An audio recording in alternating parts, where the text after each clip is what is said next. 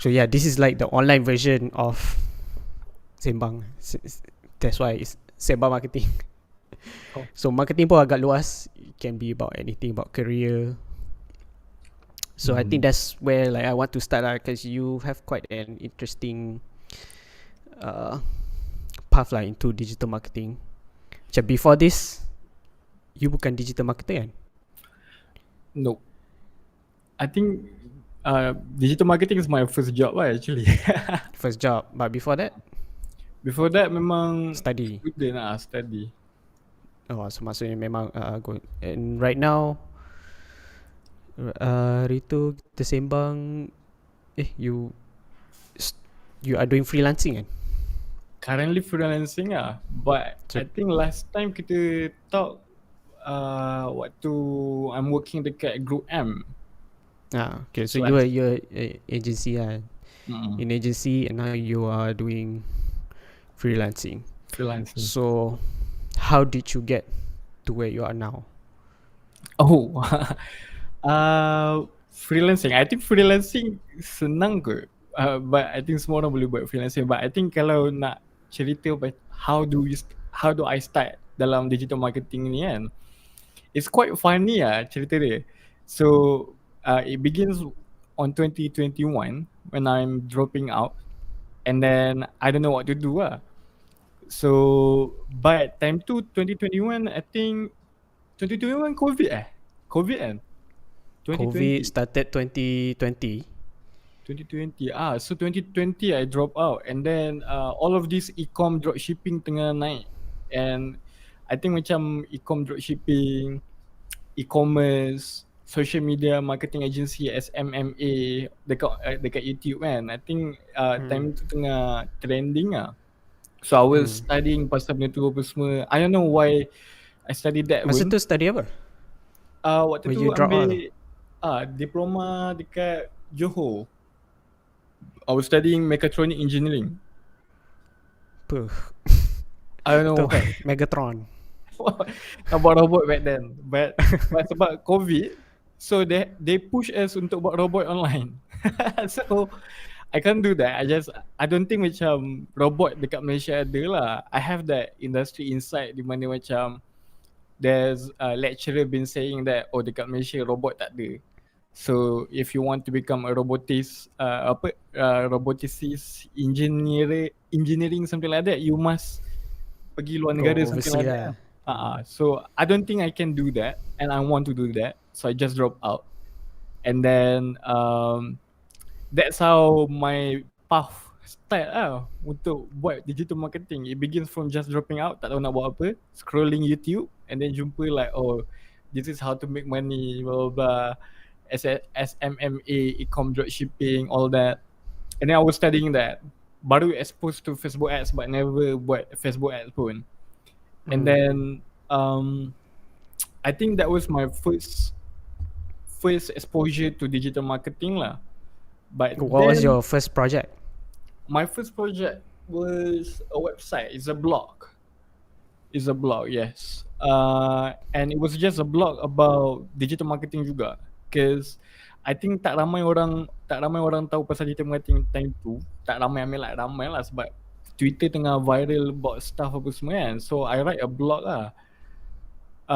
But I think blog tu is not something yang I use untuk get the job dekat dalam digital marketing tau. What I did is I wrote a tweet. I think this one waktu yang kita dalam Discord server Point Farhan Akui tu.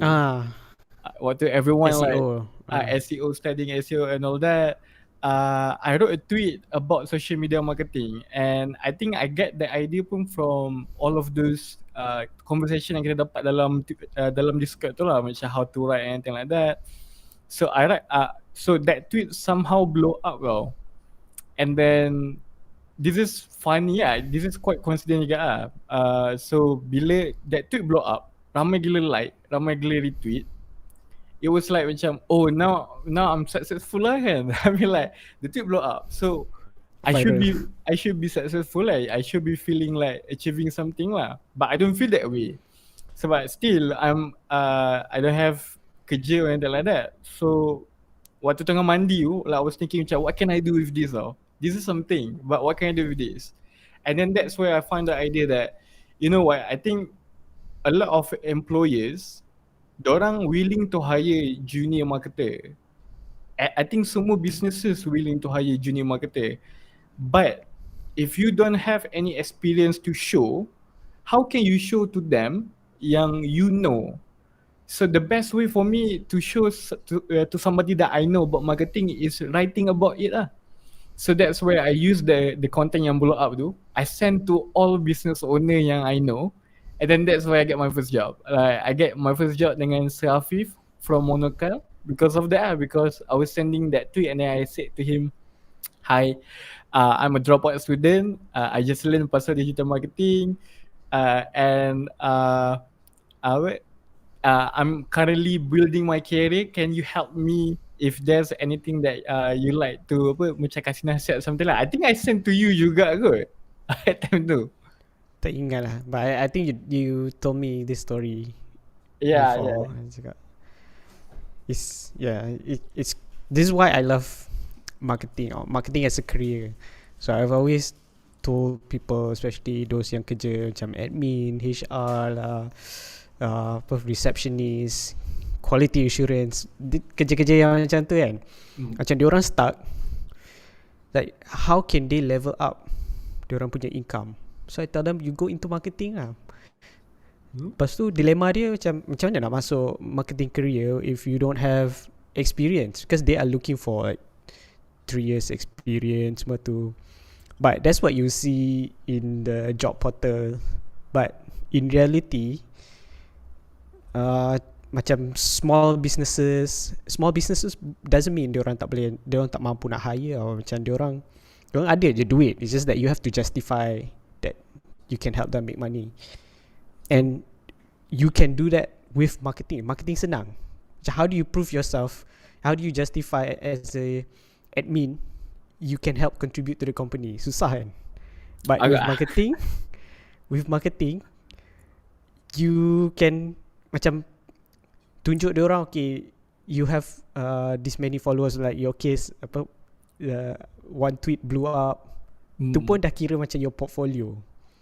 So that's why the US diorang banyak cakap pasal social media marketing agency, you can become your own SMMA kan. There's that hype like you said.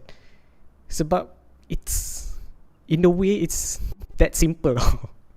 And I myself pun ada hire marketer based on just Twitter, based on apa dia post kat Facebook. Ada. Because it's a proof lah. It's a justification. It's your portfolio. Faham. So then okay, you got you masuk Monocal lah. So for those yang tak tahu, Monocal ni is a digital marketing agency, right? But you said you didn't have any experience, tak reti buat ads. Semua tu. Then how was it? I don't know anything pasal digital marketing. I think I know sebab based of the stuff yang I read dekat read and study dekat YouTube, I think I know. I have like a good mental models of what digital marketing is lah.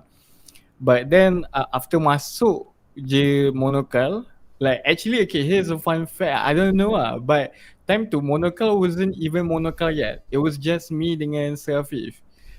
Sir Afif already hire a copywriter untuk help him punya freelance punya project untuk buat copywriting, and then dia nak cari a media buyer. I don't even know media buyer tu apa, because I think media buyer pun is not something yang ramai orang tahu what is it actually.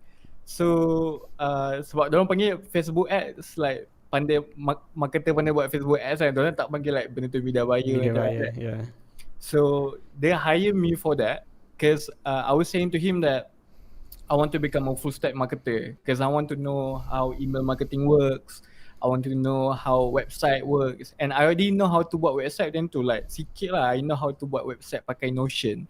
So then dia macam okay, it's okay, I think I can take care of you and I'm going to buy you a lot of course and then you're going to go through it. So the first month is all just me learning through courses yang dia beli kan. Like literally, he bought me the founder by Nick Shackelford. That one course yang mahal gila, but that course memang literally changed my life juga lah. Sebab through that course I know how to do ads, and alhamdulillah I think ads yang we did time tu dengan dia punya help quite performing. And then they hire another one, which is Aiman. Aiman is the fourth hiring in Monacal lah. And then after that baru like Monacal betul-betul jadi Monacal. Even time tu pun we share the same office dengan company lain. Like memang startup gila. But it goes like that lah. That was my first experience buat Facebook ads. That was my first experience buat copywriting. Everything lah kat situ.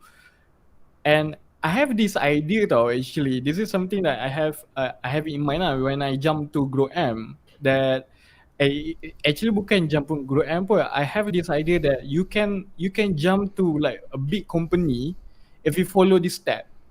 And this is something that macam quite interesting juga lah. The reason why I talk pasal the messy middle apa semua in the past kan, because I found this idea macam quite interesting juga lah, and I want to share ataupun ask for people punya opinions lah about this. So the idea was, if you have no experience and you want to get like a junior position in anything, like in any industry, in any topics, you can jump to any startup. Like startup always hiring you for that. And then after that you can jump to like a scaling up middle company, something like that. And if you have a good portfolio dekat that company, you can jump to any big company. And that's what I did lah. From Monocal, I jumped to Nasty, and then I jumped to Grow M. And that's what I did lah. Basically like I start to realize that macam once you dah get into digital marketing, it's not about the skill anymore lah. I think the skill is there, but it's going to get saturated as fast lah. Sebab Facebook ads has always been there. It's always like that. Google ads is always like that. They can change a little bit. You can always upgrade your skill vertically. Contohnya macam from Facebook ads you now turn into SEO organic, or you can do like website development, or you can go like a true full stack development kind of stuff. You learn JavaScript, you learn all of that. Or you can try horizontal. But horizontal dekat dalam digital marketing punya skill set is very short like for paid performance and let's say like paid social performance, you only have like few platforms, and then those platforms going to repeat the same kind of process. And then that's where I realized macam, I can't stay dekat Monocal for quite some times, because I'm going to learn the same thing. I have to jump. And that's where I come up with the idea, or I have to jump, and then I change the product punya stuff apa semua. That's why like I agree with you lah in terms of the skills tu. Macam, and especially you masuk agency, and what you do is you run ads for clients. So that's all you do, and your skills is ads lah. So you masuk tu with that skills, or you kind of know how to do it, and then belajar lah kan, because you don't have that skill yet, and then you're looking for a company where you can develop that skills. But once you develop that skills, then what's next? Betul. And the thing with marketing is not many employers they akan hire just for that specific skills.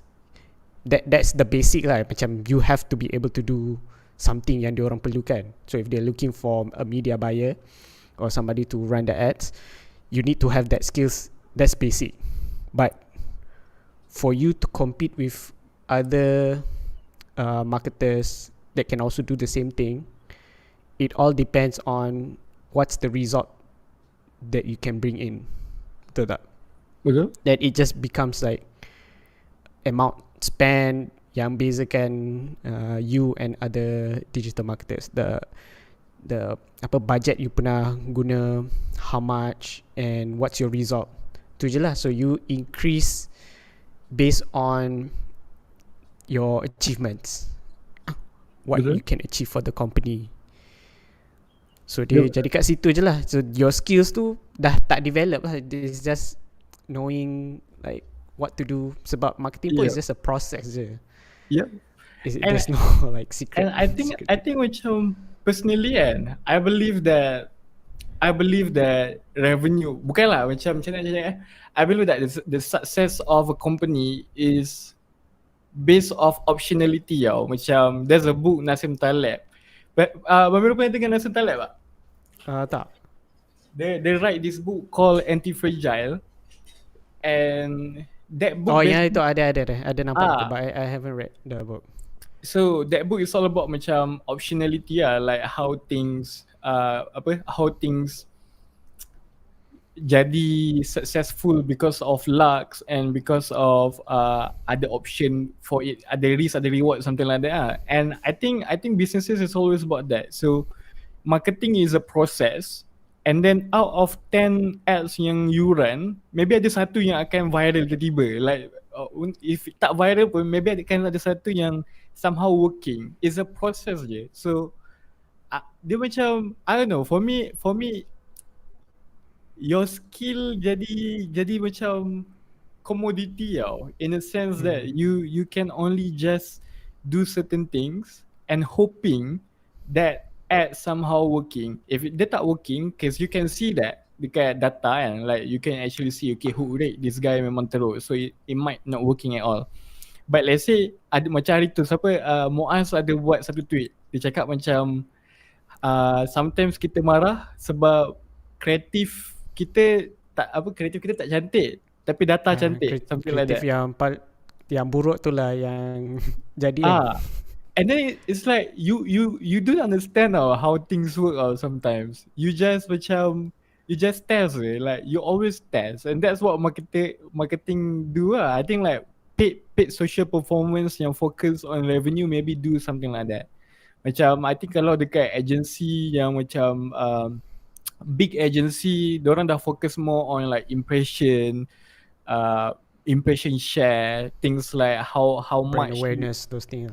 Brand awareness. I think those are totally something else tau, yang a lot of marketer tak exposed with, and it was totally something else, and to something yang I don't understand yet but still the same skill set, it's still the same medium that you use. So it's weird to think about how marketing dah transform kepada tu tau. What do you think about it? I mean like, okay, you as a marketer kan, I think for like what businesses, if we talk the perspective of macam businesses diorang yang hire marketers to do something, right? I think we see like marketing ni macam very small scope. So you have your Facebook ads, Instagram ads, Google ads, tu je lah. But like you say lah, you can be performance driven. So performance ni for me unpopular opinion lah. Performance marketing is actually just doing sales secara online. But if you're at a high growth, high scale company, you will come to a certain point where performance marketing doesn't work. Dia akan jadi stagnant because law of diminishing returns, what goes up must come down, semua tu lah. Nothing is forever. Dia akan drop because you're just doing sales. So dia ada banyak benda lagi, demand generation, like you said tadi, brand impressions. So if you look at it in that aspect, sebenarnya marketing ni, even at a small scope, media buying ke digital marketer lah, we call it digital marketing kan. Those yang brand ads ke apa, digital marketer ni, dia punya scope dia is bigger than just those channels, than just running Facebook ads.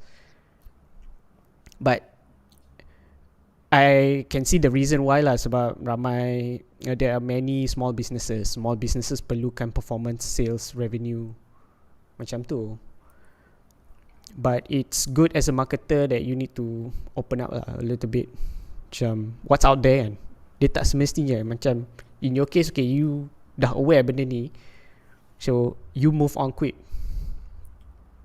or there's more to it. So it's not just skills, it's also objective juga.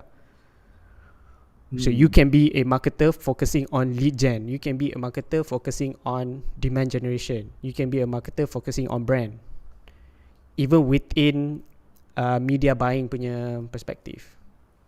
So dia ada banyak lah. So it's not just like, oh, I can do Facebook ads, I can do Google ads. And I think this is something yang missing with the marketers today.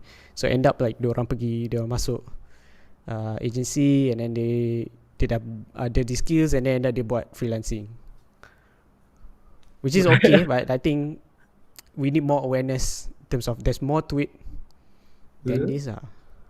True. Just now Abang Miro cakap, you said about objective kan, macam marketer not just in channel, there's also objective kan. Tu agak interesting lah, like how do you see benda tu, like in a company kan, in a small company ke big company ke whatever size it is, the department for marketing tu ada berapa objektif supposedly lah. Of course this one depend on the size of company and the management tu lah. The management team dia kena tahu, okay, what's the role of marketing. And especially like my case, I'm in B2B SaaS. So B2B SaaS ni, not just B2B SaaS lah, I think like service based business yang mana ada sales team, yang ada sales motion lah dia panggil. So marketing is just another function. So ada marketing and sales kan selalu gaduh marketing and sales ni, there's like never ending argument kan. So dia kena faham what is the role, the business itself, the company, the leadership team, management team, dia kena faham, okay, what's the role of marketing, what's the role of sales. So then from there baru pecahkan into like specific. So dia secara overall marketing and sales ni.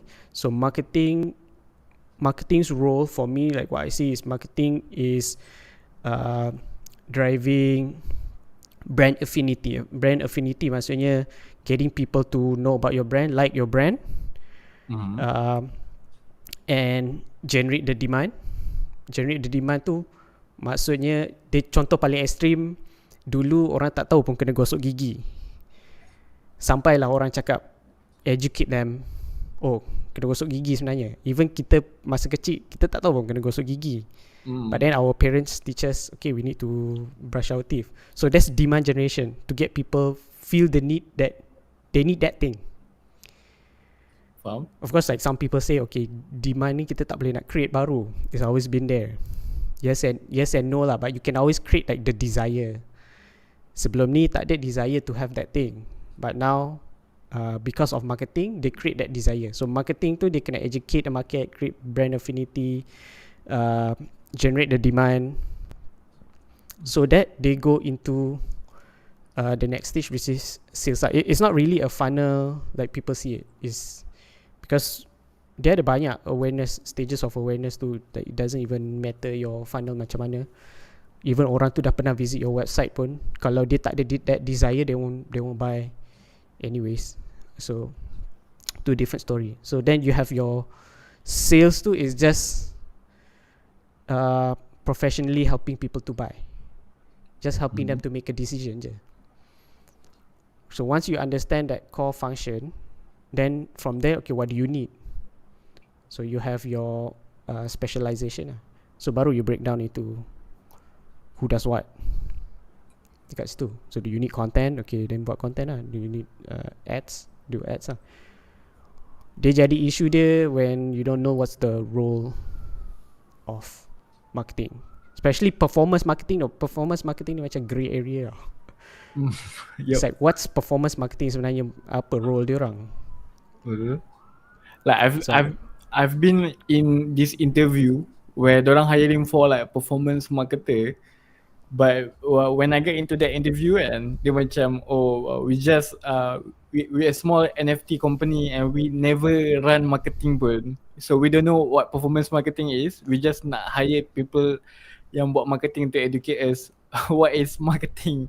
And then dia macam is weird gila sebab performance marketing I think previously I've seen a graph di mana orang buat macam this is performance marketing, and then everything yang melibatkan paid is actually performance marketing. That's why the grey Yeah, because paid ads is just a channel je, it's just a medium. But what if your content is brand? Kan? So is it still considered performance marketing? Tapi you are using ads. So tu dia jadi so like for me what I see is just you kena faham the stage the company is in. So put the terms aside lah. Jangan fikir like performance marketing is just one thing. Tak. You cannot just based on the terms. You have to look at the company dekat diorang punya stage. Kalau early stage, what they're looking at revenue lah. So they're looking for anything marketing tu boleh contribute to revenue. Doesn't matter marketing tu buat sales ke, sales buat marketing ke, it doesn't matter as long as ada revenue. Go to market ke apa. Macam kalau startup dia panggil go to market. There's no particular macam kena ada marketing, kena ada ni. Tak, that's just based on the founders ke, macam mana diorang nak develop diorang punya team. But at the end of the day, apa yang diorang perlukan is revenue lah, sales, customers. So if marketing can bring in sales, then okay lah, marketing boleh buat. If marketing punya function they can only bring in leads to help the sales, then it's okay lah, benda tu lah dia akan buat. So it really depends on the situation of the company and not the title itself. Faham. So kalau dah masuk company tu is at a growth stage, series A, series B punya ni funded company, then dia dah ada systems in place, dia dah ada departments in place. So kena ikut lah. Kalau dia perlukan content, then you become content ke apa. So ikut that specific role. But early stage is fair game. Dia orang pun tak tahu sebenarnya dia orang cari apa. That's why macam job descriptions kan. Kalau tengok some job description, dia minta semua tapi gaji sikit je. Dia sebenarnya they don't know what they need. True. So you have to look beyond the job description tu lah. So it's like look at the companies. It kind of macam I think macam I don't know. Okay, I don't know pasal other type of how people get into digital marketing lah. Sebab I bet tak ramai pun yang macam start from scratch, which is startup, join any small ataupun startup company macam tu, and then jump slowly macam tu kan. Like I don't think semua orang go through that way. Ada certain people dia habis degree and then somehow dia lucky dapat terus masuk satu agency. Macam back then dekat Grow M, there's this guy, this girl, dia tak pernah buat Facebook ads langsung, and then dia somehow masuk kat situ, and then dia for the whole month dia just belajar Facebook ads. And then I'm like, serious lah, tak pernah Facebook ads? Lepas tu macam like I never touch before, but I know what marketing is. Lepas tu macam it's okay lah, tak apa lah. So macam certain people dia masuk dunia marketing macam tu lah. But I have this notion where I think that not just people yang choose untuk get into a career, they're also the same dengan people yang choose untuk pilih what kind of diploma yang diorang ambil. For example lah kan, contoh kan, if diorang habis SPM, diorang ambil diploma and diorang somehow terdapat this diploma, and then that diploma maybe macam diploma HR for example, let's say, and then somehow they literally set dia punya whole life untuk become an HR just because of that. And then I think it's also the same dengan marketer lah. Like macam your first job, if your punya first job is content writer, somehow you're going to start to be a content writer sampai the end now.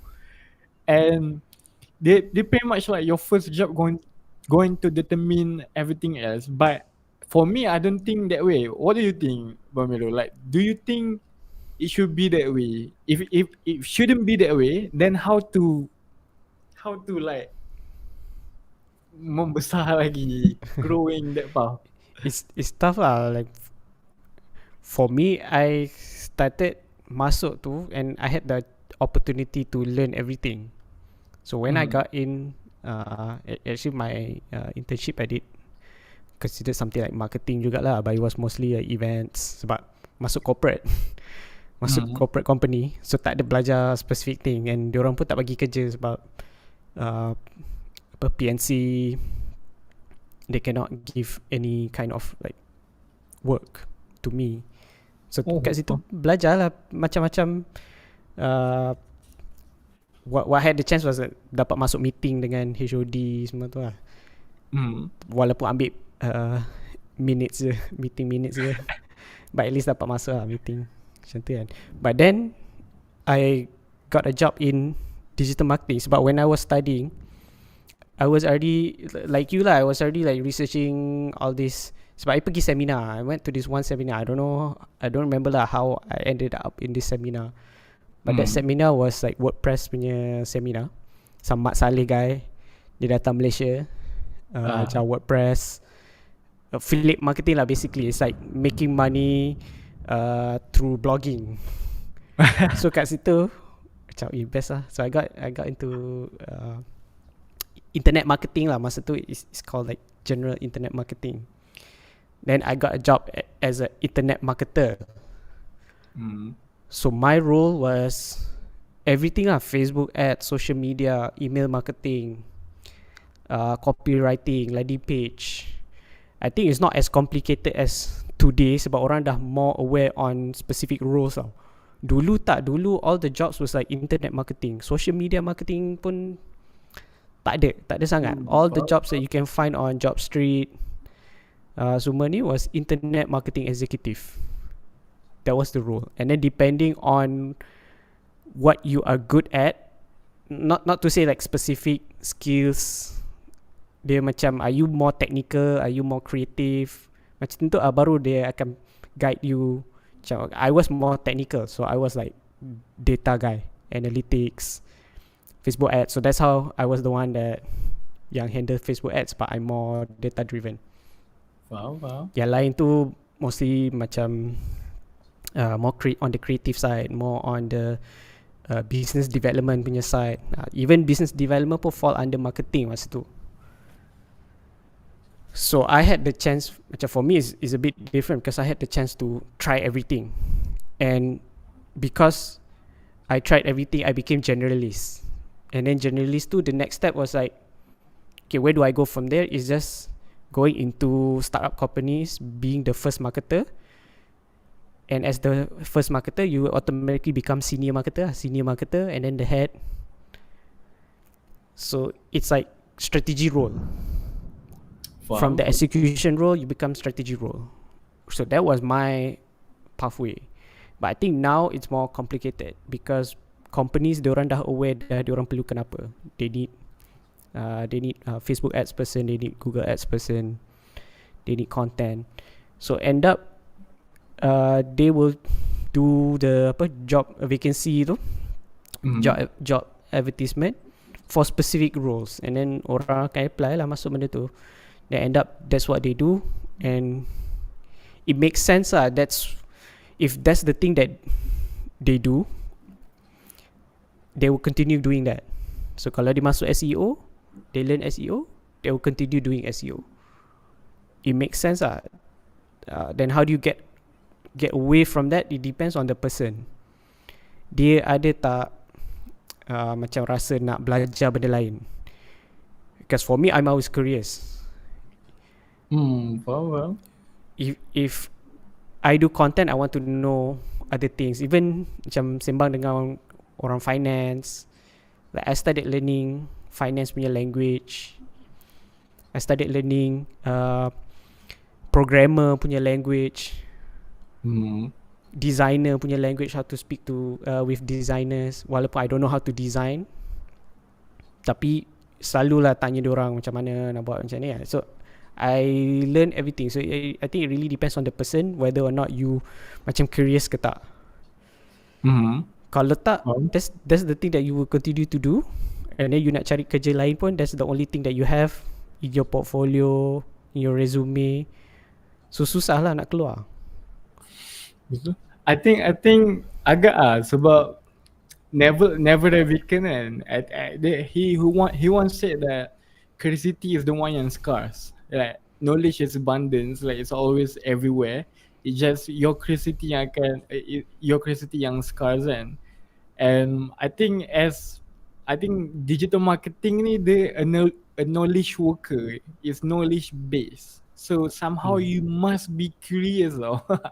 Like if you tak curious, it's tough lah. Even sometimes all of those macam selfie like he's the guy yang pernah buat sales millions by himself kan.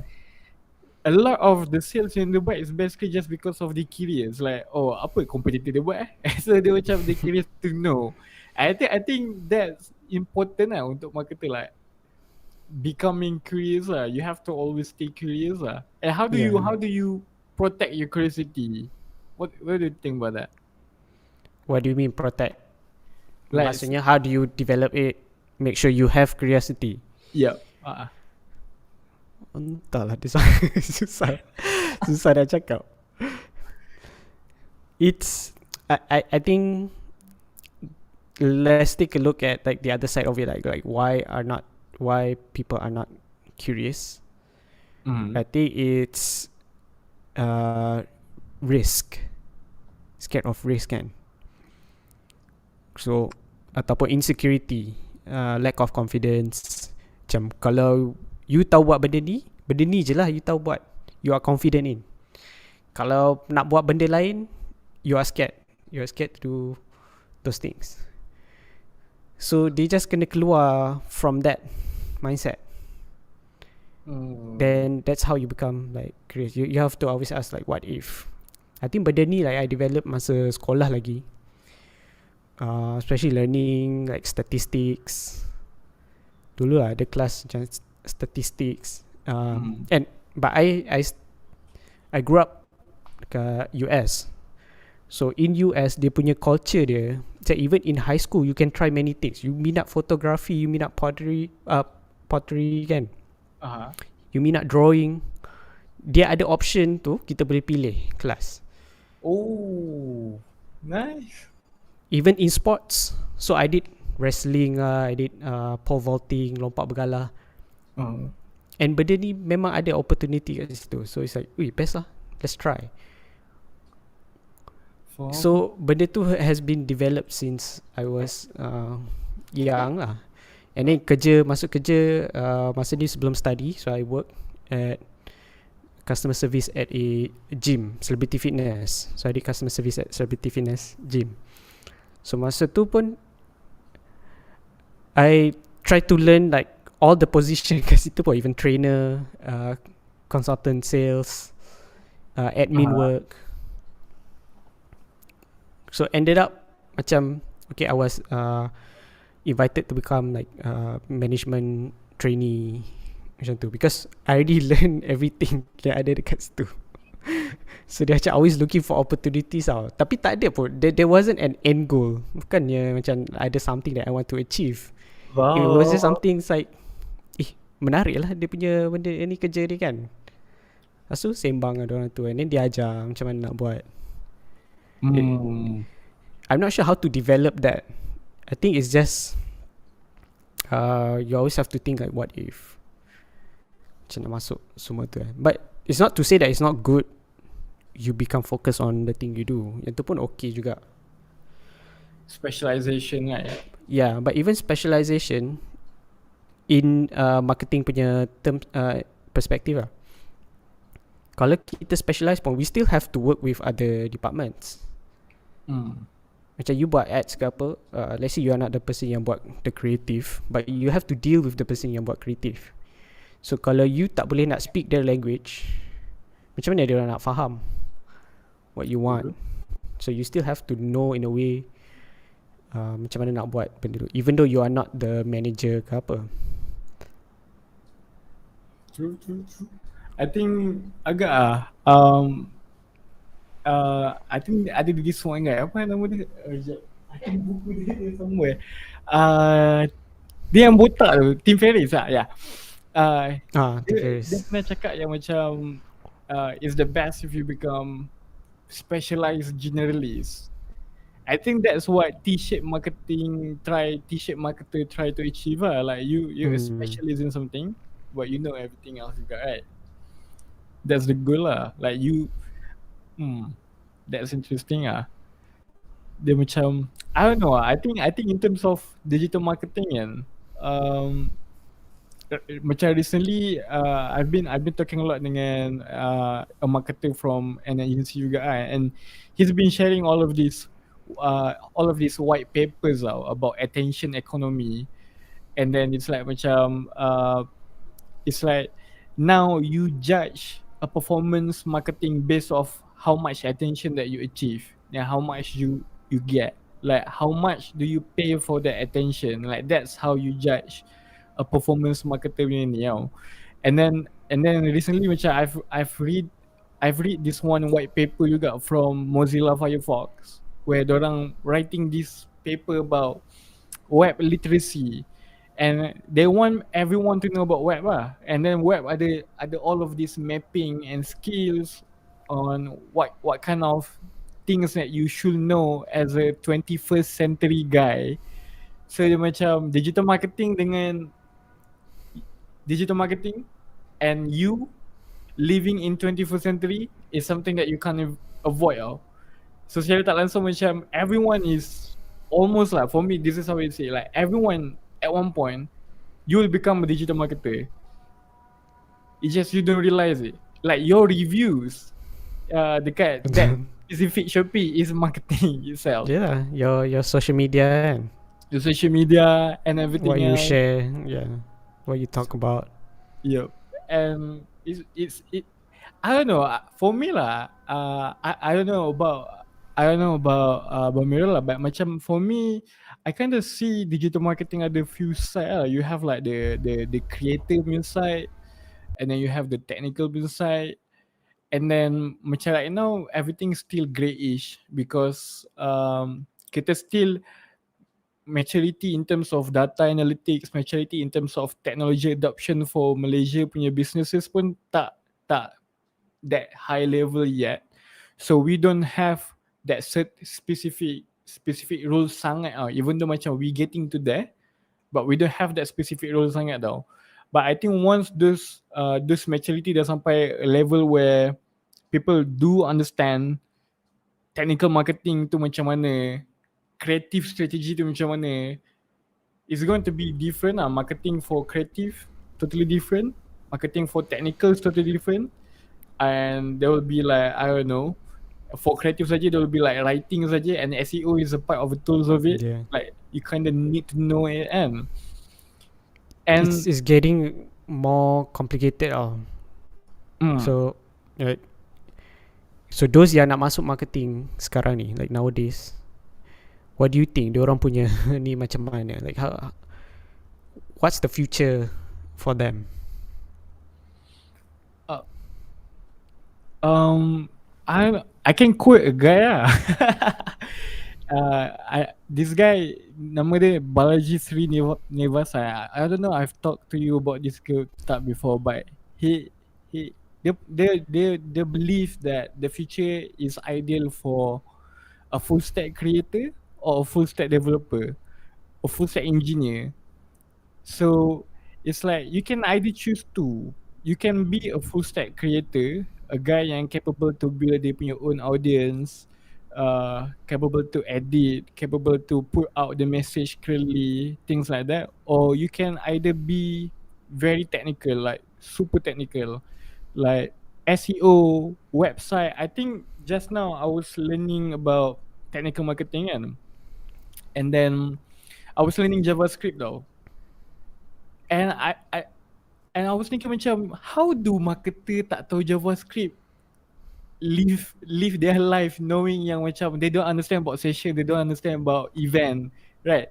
Like how do they live their own punya life, try to go through this? Like somehow it's quite tough if you don't understand those technical punya stuff tau, if you're a marketer, especially macam recently I was doing web performance, and then JavaScript is the biggest stuff yang slowkan a website tau usually. And then this somehow you as a marketer, kalau you buat Google Ads, you need to know how fast you punya website is, kan? Facebook pun sama. Like Facebook detect that if your website slow, you punya any acquisition punya marketing yang paid social ke apa semua probably going to sucks lah. So you need to make sure benda tu fast. But if you tak tahu technical punya stuff macam server side tagging untuk Google Tag Manager kan, or you don't know how to do conversion optimization in terms of web performance, it's really tough for you to you improve that numbers lah. So dia macam it's either you become very technical, like technical SEO, tag management, measurement analytics, data analytics, things like that, or you become like somehow full stack creator, like you know how to do social media punya stuff, SEO kind of bit. I think those are the easiest one lah, sebab I don't think learning Facebook ads is a good way to start now. Yeah. Dia like marketing you can break it down into basic macam this one on the content side lah, not the technical. I mean it can include the technical juga. It's basically you have your content and then you have your distribution.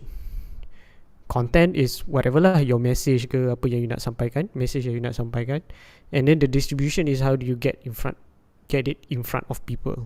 So it's basically that thing lah. So if you become a full stack creator, that's the thing. Basically marketing is you are a full stack creator lah. Kan? And then betul ke yang macam you said the technical part tu. I also dia macam okay, developers diorang engineers, they actually don't know about tracking pixel ke apa semua tu. They don't know until you tell them like this is what you want. So kalau marketers tak tahu, then the developers pun tak tahu benda ni, then it's like who starts the conversation? So it's either the technical, the tech guys faham marketing, ataupun the marketing faham tech. Kalau marketing just faham marketing je, tech faham tech, then there's no it becomes very hard. Yelah, sebab the first thing that you have to do is macam tracking. Nak buat tracking, kalau tak pandai buat, it's okay, at least you know perlukan benda ni, and you can find people yang boleh buat. But it has to start somewhere kan. Dengan automation lagi. Interesting lah. This thing I never thought about that. So but in this case, dia akan create that middle overlap part jugalah, would you say? Sebab it would be two extremes je. Of course dia akan jadi tengah tu lah, unicorn lah. I think tengah tu will be technical marketer lah, right? Like technical marketer lah. And I don't know, I think macam recently kan, bukan recently lah, like few years back, I've worked dengan this one company, and then dia punya marketer is dia punya web developer. And then I was like macam, jap, bila run Facebook ads? Oh tak tahu, aku masuk company ni je aku kena run Facebook ads. And then I'm like, okay, that's interesting. Sebab sometimes kan, dorang rasa macam and dorang punya manager yang buat marketer tu memang good gila kat Facebook ads lah, for sure. So dia macam, aku hire kau sebab aku nak kau punya technical skill as web developer, and aku boleh ajar kau macam nak buat ads. Like that's how easy it is Facebook ads. Like I can hire random people untuk kau just buat je apa aku buat. Like we have copywriter kat sini, we have creative guy kat sini. Diorang kasih kau kreatif, kau run, that's all. Like but secara tak langsung that guy macam dia tahu pasal automation, because dia web developer kan. Dia I think dia punya background software engineer, and then dia masuk situ dia jadi web developer. Dia kena buat sales page, dia kena buat automation, all of this macam blast WhatsApp apa semua, all of this automation dia buat sendiri sometimes. So dia macam quite interesting lah. And then that guy for me, bila I work with that guy, because I work as performance marketer, because time that company tu macam company tu tengah scale up, so dia tengah nak cari more marketer lah. So when I work with that guy, I kind of see macam like interesting gila your skill set tau. Cause now if I have a company, I will just hire you je. Like you a great guy already. You already have web development punya skill. You can do marketing. And if I'm a business owner and I know about business strategy and business marketing punya side apa semua, I just need you to execute whatever it is yang I want you to execute. And then I oversee everything kan. So macam, I think that's the future of marketing aku. Like you kind of have to know technical website, automation, things like that. Or you can be tahu Facebook ads juga, tapi you as a creative guy, dia macam you can choose Facebook ads is macam a skill and you must know lah. But you can either choose technical punya side or creative punya side sikit, something like that. I think this happens because the work itself tu macam tak berapa nak strong lah. But I think moving forward with ada AI semua ni, then we will start seeing or some type of work sebenarnya is quite meaningless ataupun is not very impactful for you to learn tau. Bukan dia jadi macam obsolete. It's just that okay, the reason why software engineers boleh buat marketing is because the role tu is not strong enough to have its own thing and have a big impact. Sebab eventually dia akan jadi yes, workload tu lah. Macam kalau kita bagi dia lah kena buat semua benda, dia akan penat lah kan. That one of course lah. But let's say dia punya priority dia is not the priority dia betul lah. Dia tak perlu nak buat semua benda. There's no expectation of that person untuk buat semua benda dalam masa seminggu, then can survive. But I think after a while dia akan jadi macam you need somebody, for example like community marketing. So if okay, you are a technical person and then you can do marketing, but can you also build up an audience, engage with the audience, run events? Dia akan jadi tak boleh tau, because that is the people skills punya side. And so AI tu dia akan replace those small things macam copywriting apa tu, kita dah boleh buat cepat, which leaves you with more time to do other things, especially community side lah. So I'm a big advocate of like building a community, building an audience that human to human. So the most human company will win. I think the most human company will win lah, especially in a time of technology. So technology, benda-benda yang kerja yang anything have to do with tech, it can be automated, it can be simplified, it can be one person buat semua benda. True. So which left, okay, once you dah automate all those things, you boleh buat sendiri, then you still have to do the like human side of things. So that's where marketing akan ke arah situ. Oh, okay. Like the heavy part dekat situ. The heavy part is no longer dekat Facebook ads. Apa kan? The heavy part is like the human part. I Which kind of see tak that boleh thing. tak boleh nak automate, tak boleh nak guna tech. True. So that's how I see it lah. Tapi when it comes to like job roles, kita tak tahu nak panggil benda tu apa. There's no specific roles. It's like community manager, tapi tak juga, because if you are running Facebook ads ke apa, you have to talk to your customers. Macam I have this thought in my head lah, macam digital marketers will literally just A/B test instead of talking to dia punya customer. Betul agak. So They have everything like test kan. Padahal ada just idea. Don't ever. That's true. But if you talk to your customers, macam-macam idea boleh dapat. And you save money, tak perlu nak test pun. True. I think that's I don't know. I think that's what business manager atau business owner tak faham juga aku. The relationship between your product dengan your customer And I think macam back then pun my experience dengan marketing agency pun like bila we onboard a client, the first thing yang we going to do is literally, okay, do you have a list of customer yang kita orang boleh call?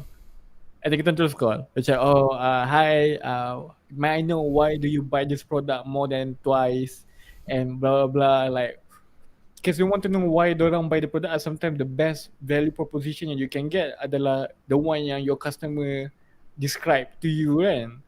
But I think tu macam, I don't know, macam what do you think? Is it that particular job role should be a marketer yang buat, ataupun like macam a strategist or business owner-ish yang buat that kind of stuff?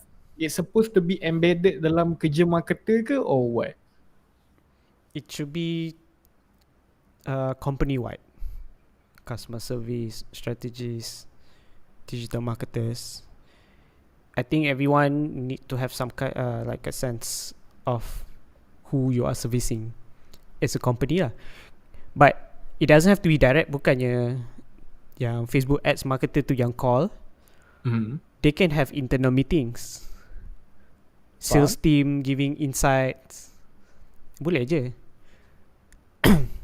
But this one based on my experience I'm not sure like other companies ke apa, but I see like companies lacking this part, and they become very silo. So True. there's no feedback loop. So end up to yang marketers yang kena call. What if you get somebody yang dia tak boleh nak call orang pun, dia takut nak cakap dengan orang ke apa kan, but you can do a lot of things. Doesn't mean dia bukannya bad employee.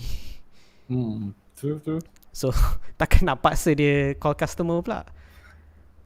It doesn't make sense. So actually like going back to that thing lah, macam ni side topic lah.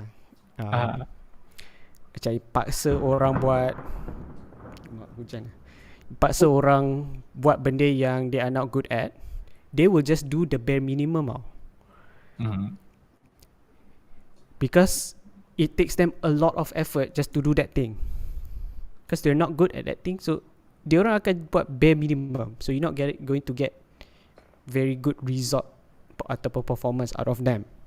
Compared to you tell them, you ask them to do something yang they are very good at, they will go like above and beyond to do that thing. Sebab for them it's simple. Benda tu senang. Diorang suka buat benda tu and they are good at it. So which one do you want? You want to paksa orang buat yang bare minimum, something they're not good at. They'll just give you the bare minimum. You're not going to get much out of it. You just get puas hati je lah, dia dapat do the things that you told them to do. Tapi dia buat bare minimum je compared to you tell them to do something yang they are really good at. So that one is like management thing lah. I just recently learned. So Faham. sidetrack. But Agak because I was thinking macam agak like I wish people give me things yang I love to do. okay. I will do a lot.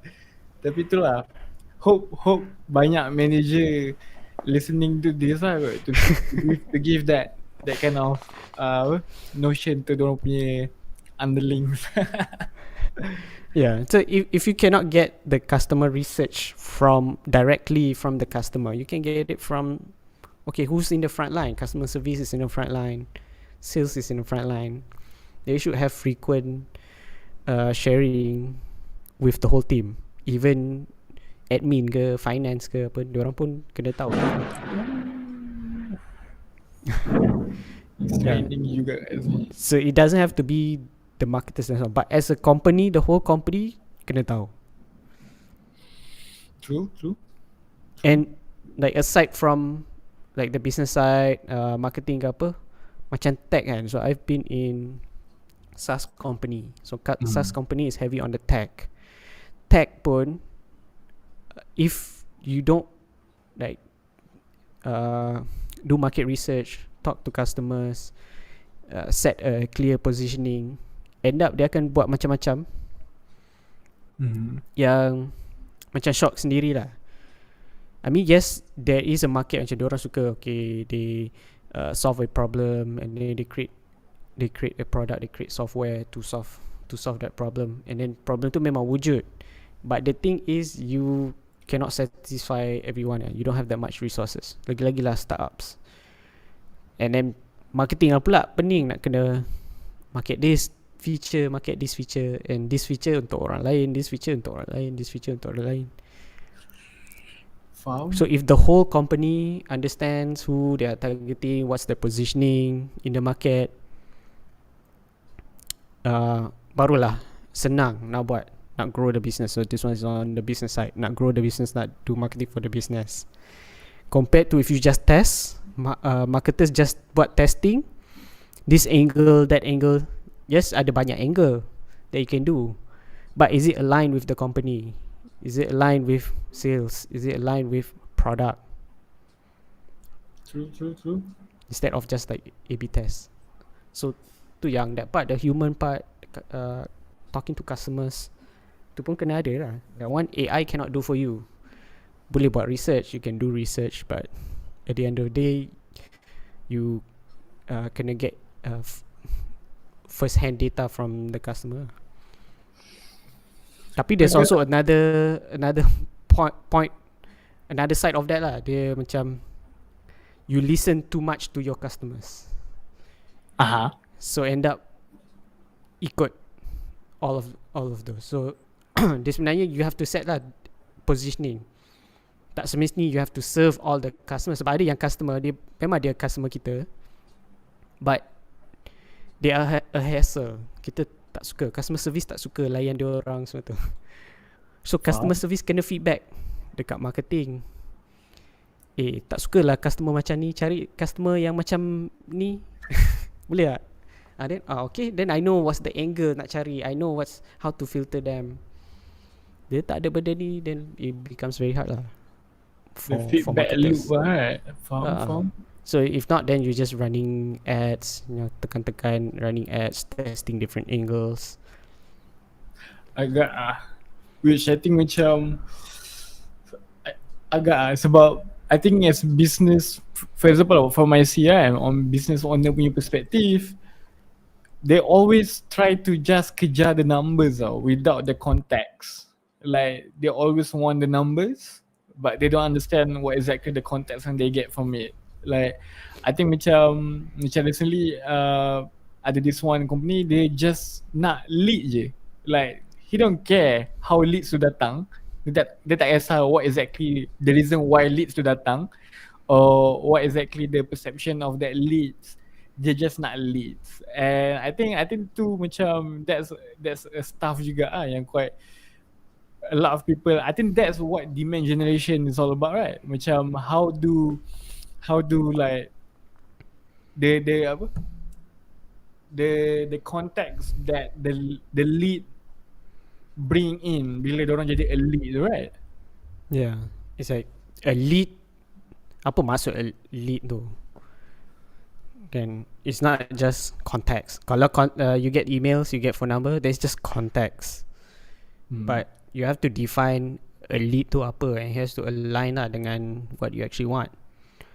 So kalau a lead tu is just somebody who register to your course ke, your download the free ebook ke apa, it's just a contact. But you cannot define, if you define that as a lead, then that is not aligned with the business goals, because at the end of the day you nak revenue juga. Betul tak? So then you get 10,000 ebook downloads, so equals to 10,000 leads. What does that mean? Doesn't mean anything. So that's where the context comes from. Unless you define it as yang leads yang masuk tu are all those yang interested, yang memang diorang nak talk to sales. Diorang sendiri yang nak talk to sales, bukan kita paksa dia. Then that's a lead lah, because ada intent. Diorang memang interested and diorang nak. So regardless lah diorang punya customer avatar tu ke apa, because even if you get the lead, the going back to ebook download tadi tu, let's say lah your perfect customer avatar download your ebook, still is not considered a lead. walaupun dia your perfect customer avatar, sebab dia tak ada intent, so doesn't mean that they want your service, that doesn't mean that they want your product. So how you define the lead tu must be aligned lah. It must be a strong indicator that it is a lead for you to consider something. It can be like marketing qualified leads. Okay je, okay, you get ebook download, so it's a lead, but it's not a lead that you can pass to your sales team. Belum lagi, sebab dia tak ada intent lagi. So kena tengok lah, in terms of objective tu kena align dengan what we actually want. So if it's just a KPI nak bagi marketing, just nak tengok performance, then there's no point. Because marketing pun boleh je get revenue sebenarnya, but need to have a clear way, a strong indicator that sebab tak boleh lah nak direct to revenue kan. Marketing can achieve revenue, can help contribute to revenue, but they cannot be incentivized directly to revenue. Kalau tak nanti susah, dia pun tak tahu nak buat apa. So you tell me, okay, nak achieve this revenue, nak buat apa? I don't know how to achieve the revenue. Need to break it down. Faham. Dia KPI dengan incentivized to do something is different tau. So let's say they are incentivized to get more leads, then dia akan nak dapat leads lah. Then I will try everything that I can just to get leads, because I'm incentivized to get leads. Faham. So if you said, okay, I'm incentivized to get revenue, then my KPI is benda lain. My KPI tu is a indicator of that shows that, okay, a lead, let's say lah, the KPI is leads, but leads is defined as the number of people who book a demo. So dia ada lagi strong indicator instead of download ebook. Faham. Okay, I have a question. So let's say macam you said just now is incentivize, change the incentive, right? So maksudnya macam a marketer now, your incentive you bukan just lead, your marketing is also revenue. So if you get a lot of leads but those leads tak convert, like there's no point juga, right? So somehow you kind of need to do marketing, so you get more intent based lead yang convert. So how do you change the incentive? Like, is it like you relate dorang punya, like you relate dorang punya whole KPI dengan sales, or the incentive is the motivation. So what's the motivation, what do you want to motivate them to do? So end up macam marketing tak innovative because they are being credited based on attribution lah, contoh. So kalau sales naik, this is if ada marketing and sales team lah, then sales naik, sales yang close the sales. So sales team diorang memang incentivized for that kan, dia dapat commission semua, they close. But that customer tu actually came from marketing, so marketing actually tak dapat credit to that, so they're not incentivized in that case. Faham tak? Jadi bila dia nak incentivize for that, they are only incentivized for ROAS, benda yang boleh track, then benda tu lah dia akan buat. So contoh lah, okay, the company can track sales datang dari Google search, Google Ads, dia boleh track benda tu. Google Ads lah. So let's say, okay, dia boleh attribute, okay, sales coming in, leads coming in from Google Ads. So you know what I would do? I would just run Google Ads for brand keywords. Oh yeah, but true. Because that's just saving my ass lah. True. I would just do putting a lot of budget dekat brand keywords, but does it help the company? Faham. Tak kan? Because those that click on your brand keywords, diorang dah tahu dah pasal your company anyways. But the attribution tu shows that wah, Amiro buat ads power lah. Yeah, tu betul. Dapat ni lah. So because I'm being credited for that. So dia jadi macam okay, I'll just do that thing lah. How do we This dia sebab kita nampak bila sales tu close, marketing doesn't get credit for it. That's the issue. So how can marketing get credit for sales? Then you have to see lah, aside from attribution lah, sebab attribution tu based on channels kan. So what if they come from word of mouth? It's still marketing.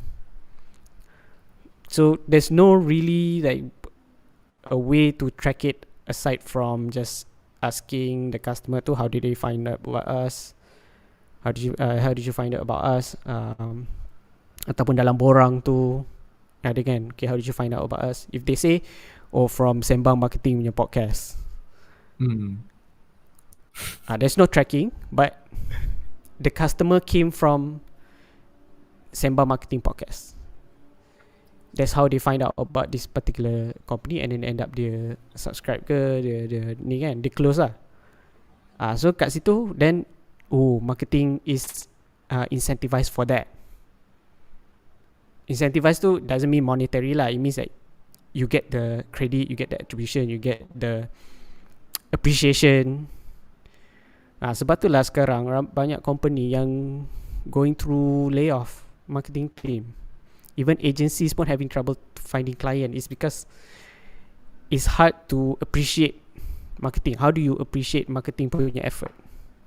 Oh yeah, that's true. The easiest way is leads, numbers ROAS, attribution, number issues.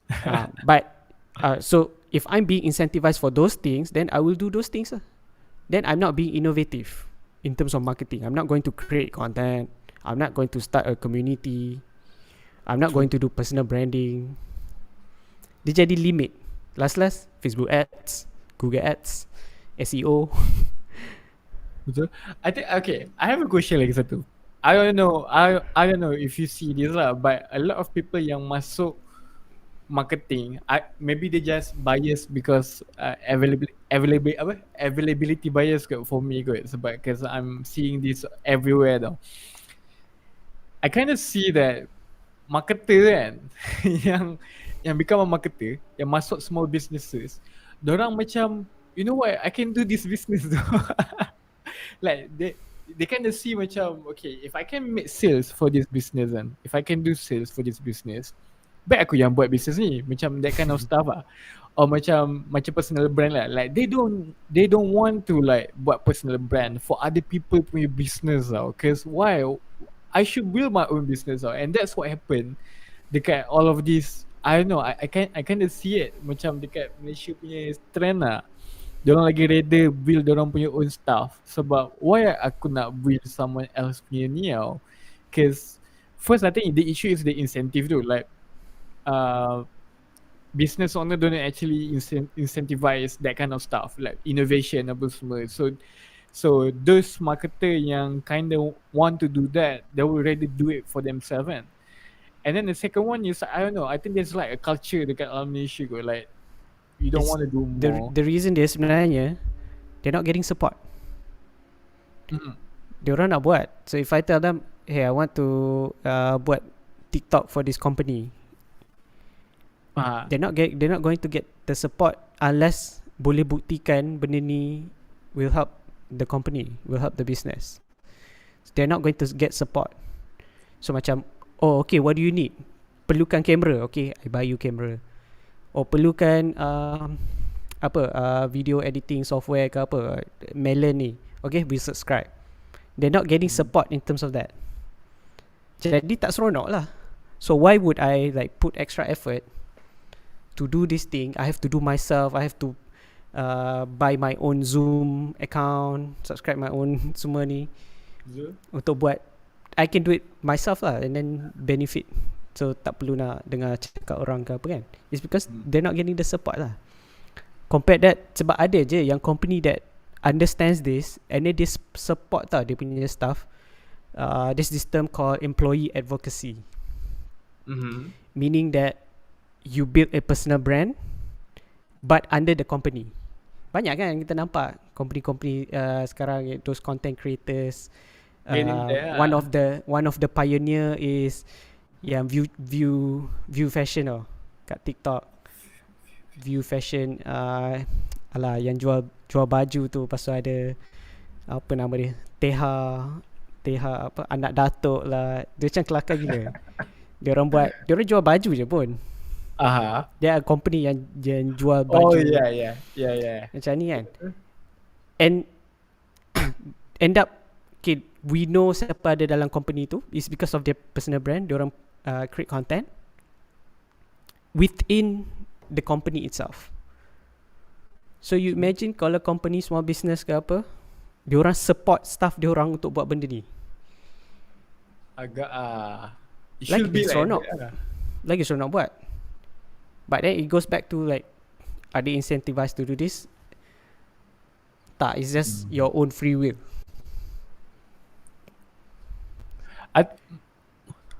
True. I think in the future, in the future like currently pun, like that's a part of being marketer juga. Like you have to innovate and then do something like that. But you have to find business yang willing to invest in that juga kan. Yeah. So that's why ada banyak agency yang buat ni ads, because itu je yang senang nak report, attribute kan. Tapi tu pun sekarang dah makin susah dah nak prove the ROI coming from ads. And dia macam, okay, contoh lah, like so this is the things that I've gone through. For example, bila company dia akan tengok by channel tau. Dia akan tengok performance by channel. Google Ads, how's the performance for Google Ads, how's the performance for Facebook Ads. And then bila compare by channel, Facebook Ads ni in B2B punya setting Facebook Ads doesn't do that well in terms of dia punya performance. It doesn't bring in ROI. But you can see the pattern. Bila you buat ads, you punya organic search naik. Organic search, okay, what keywords? Organic search is your brand keywords, because more people know about you. Tapi Facebook ads doesn't get the credit. True. The last click gets the credit. So dalam data kita tengok the last click akan dapat credit. So it's like, oh, Facebook doesn't work. Facebook ads doesn't work. Facebook ads doesn't work for B2B. Dia jadi macam tu. Betul. Faham. Tapi kita tahu, okay, we do, dia sama lah macam, okay, e-commerce kan, buat ads, run ads, conversion ads to website. Tapi Shopee punya sales naik. Yeah, I think that's a lot. That's happened a lot dekat business. It's obvious tau, the pattern tau. Okay, then you stop you punya ads, you punya Shopee sales drop. Walaupun kita tak buat direct to Shopee, it's because people search for your brand. I think it's just the problem kat situ is how do you manage the budget lah Macam how do you know yang this type of spending is enough dekat Facebook, because you can't literally see it. Tu yang hari tu siapa punya talk itu, Alim maksudnya. So he talk about, you know, just one indicator is setting a max CPA. That's your guide. So it's not to say like the ROAS tu ialah ROAS kan, but you also have a max CPA as your guideline. So you tak boleh exceed max CPA. Kalau tak, memang you spend je kan. Faham. So it's like macam, let's say macam ni lah, macam you have like 3 channels, Google Ads, Facebook dan TikTok.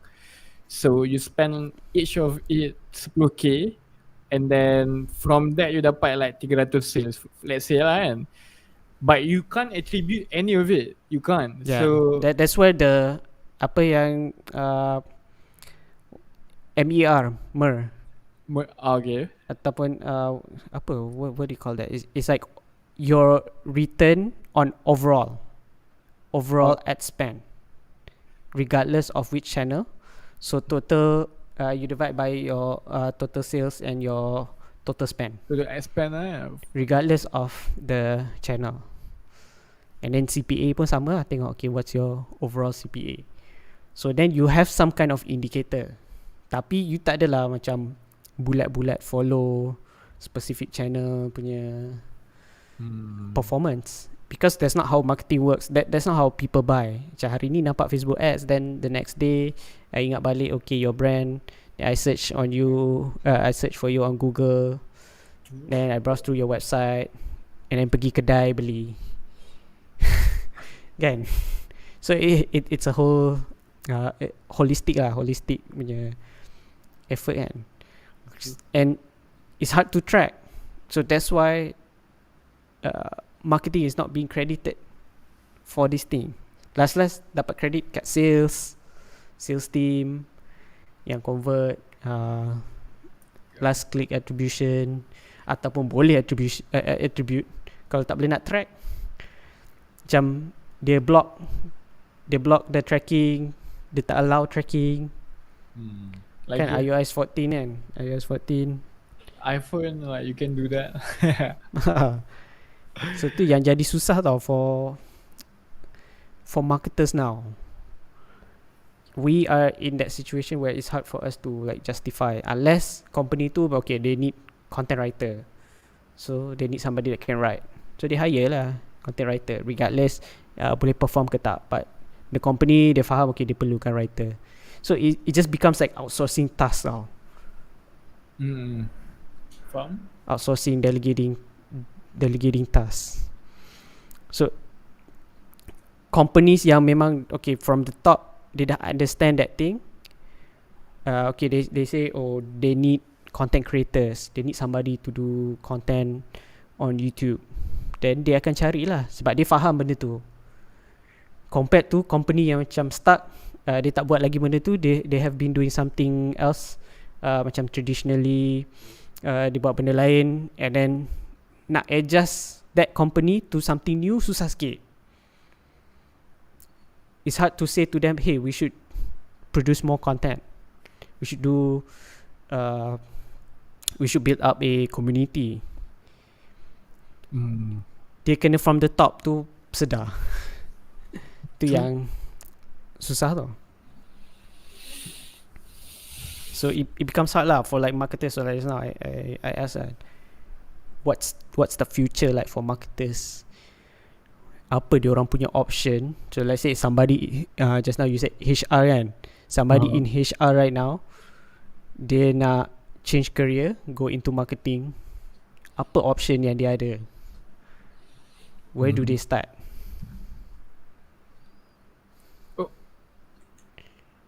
What do you think?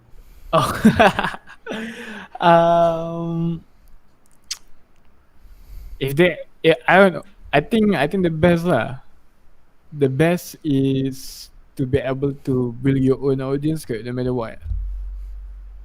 Like if you can build your own audience, and I think if you be able to build your own audience, then like you memang you can do anything in terms of marketing wise, because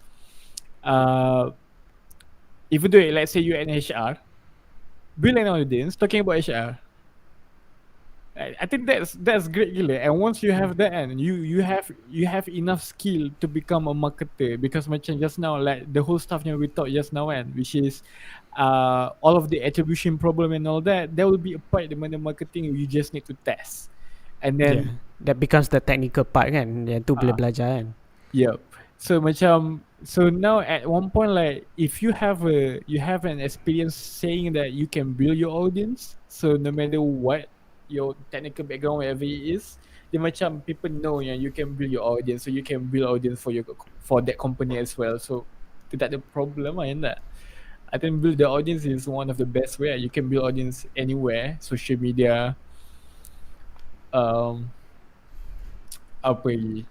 social media, blogs, groups, like forums ke. I think just now macam right now since I'm freelancing kan, I'm actually focusing on becoming a technical marketer lah. I was learning full stack development kind of stuff. And then I was following this one guy, nama dia Theo Brown. He created this full stack punya framework untuk software development now. And then he's making this one macam satu topik pasal how people should get into tech, especially bila layoff, ada massive layoff gila ni kan. Like how should you get a new job dekat tech tau. And then they buat all of this stuff macam this is what happened in the past, why ramai orang boleh masuk in the tech in the past because of the inflation, because of inflated tech punya job or anything like that. So that's why a lot of beginners boleh dapat kerja in tech in the past. But now things getting harder. A lot of tech punya job are focusing much more on senior level lah. And then dia cakap macam ni dia cakap macam now dia punya own company, which is nama company dia ping.gg something like that. And dia cakap macam, if I want to hire somebody and I could pay them high, I will hire someone from my own community. Dia akan hire someone from dia punya own Discord server yang probably being in that Discord for 2 years or 6 months and then active dekat Discord server dia. Rather than I hire like someone yang baru graduate but know how to develop and things like that.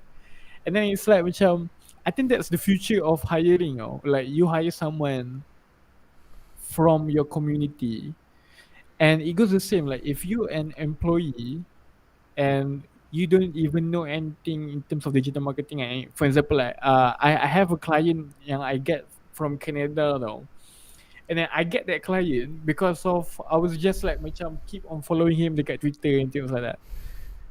So then macam that's how you get a client overseas nowadays. Like you get into their community, you talk a lot in that community, you be active, you ask a lot of questions, show your progress, things like that. And then now people macam, you Nadeem you Nadeem from Malaysia, right? So macam that's how you get a job luar negara tau. Yeah. And you can get a job dekat dalam Malaysia just like that, like be in the community, something like that. Yeah. Even like diorang the startup founders, kalau diorang hiring, sebenarnya diorang just share dalam diorang punya WhatsApp group community with other founders. Diorang akan tanya macam ada tak siapa-siapa yang diorang ada interview ke apa, tak ambil ke apa, boleh refer ke apa. Macam tu je dah. And then you can see macam sekarang dekat our Twitter circle pun hiring dekat situ je. True. Sebab susah from an employer point of view, like I have to find people to hire kan. Memang susah. Like how do you choose? Like okay, I do an ad on Jobstreet ke apa kan, Highly semua ni. Then you get all this application. Susah I don't. It's like, why do we have to go through this process? Macam who said that we have to go through this hiring process? Hari tu I went for it. I dapat interview saja je. It's like looking for opportunities. Then I went to this interview. My resume macam, dia cakap apa? Dia cakap is it you do this on purpose? Macam you punya resume not much information. So I was like, apa yang not much information kan? Itu kan. But I understand lah apa maksud dia. Maksud dia, it's like for me it's hard to put everything I know into the resume. Susah kot. True. I know how to do SEO, I know how to do Facebook ads, Google ads, semua tu. Everything I know. Tapi macam nak masukkan dalam tu? They were expecting like what skills I have. I listed down all my skills. It's just that dia tak adalah specifically say that what I can do. Because of course lah macam I'm at that strategist punya level kan. And based on my skills, I can do a lot of things. Tapi bila sampai interview, then I can share with you more. And it's like this process macam susah. I rather somebody just message me on Twitter. It's like, hey, can you help me with my company ke tak? Because they already know me tau. They already know True, what I true. can do. They already like follow me on Twitter. So macam tu lagi senang. It's like, why Yeah. do we have to go through like submit resume, and then they go through screening, and then okay, you go for interview, and then second interview. It's like, no, I rather know the person and then hire them. Maksudnya sembang-sembang macam ni. This can be like an interview, casual interview. Tak semestinya macam go through that process. Like, who made the rules on this, and why are people following it? Agak and it's funny macam that's the stuff that I get in my head waktu awal-awal dulu macam when I was trying to get a job, I know for sure my resume tak boleh makan dengan drop out dengan tak ada project yang like that. I know for sure orthodox punya style won't work on me tau. So that's why I use that way which is I buat content then cool blast everything because I know for sure that orthodox style to get a job when I'm myself and unorthodox is macam memang tak suitable kan. And then I think macam that's the future. That's how I see it. Like there's this guy namanya Danko. He's been Danko. sharing a lot about modern digital economy, things like that. And I think macam it's a little bit true lah. Like you want to get hired based off what you really good at, and people and you probably going to get hired from the audience that you've been sharing message with, and like for example you've been making these sharings about I don't know you very I have this topic in my mind like you a really good JavaScript animator yang boleh pakai GSAP punya plugin for example, like you really good in that, and then you build your portfolio, and then most probably you're going to get a job within that juga, and you like that job kan, rather than macam you have this resume stating all of the project you have done before and then macam send out everything. It's quite tough I don't think the future will be orthodox that way. Yeah, Even you are limited to your experience. Kalau macam tu. True. And Sebab experience tu yang jadi dilema macam fresh graduates. You know the joke about okay, company is looking for somebody 3 years experience ke apa, but I need a job to have experience. yeah. So macam mana dah dapat? But the thing is, even while you're studying, you can do freelancing lah pun. True. So that's why you can do your own project. That's why I love marketing. That's why I advocate for people to go into marketing. Sebab dia it's quite simple lah in a way. Memang lah you can say like privilege ke apa kan. But it's quite simple in a way that you know you can buat benda tu sendiri. You can run your own project. You nak buat you punya own e-com, boleh je. Go ahead and do your own e-commerce, and then you pitch lah to companies yang e-commerce enablers ke, ataupun those yang target businesses yang in e-commerce kan. They are selling e-commerce punya software. Then these companies, at least you ada that domain of expertise. Domain expertise tu is one thing jugalah. For me, if I'm hiring, I'm looking for somebody yang ada domain expertise.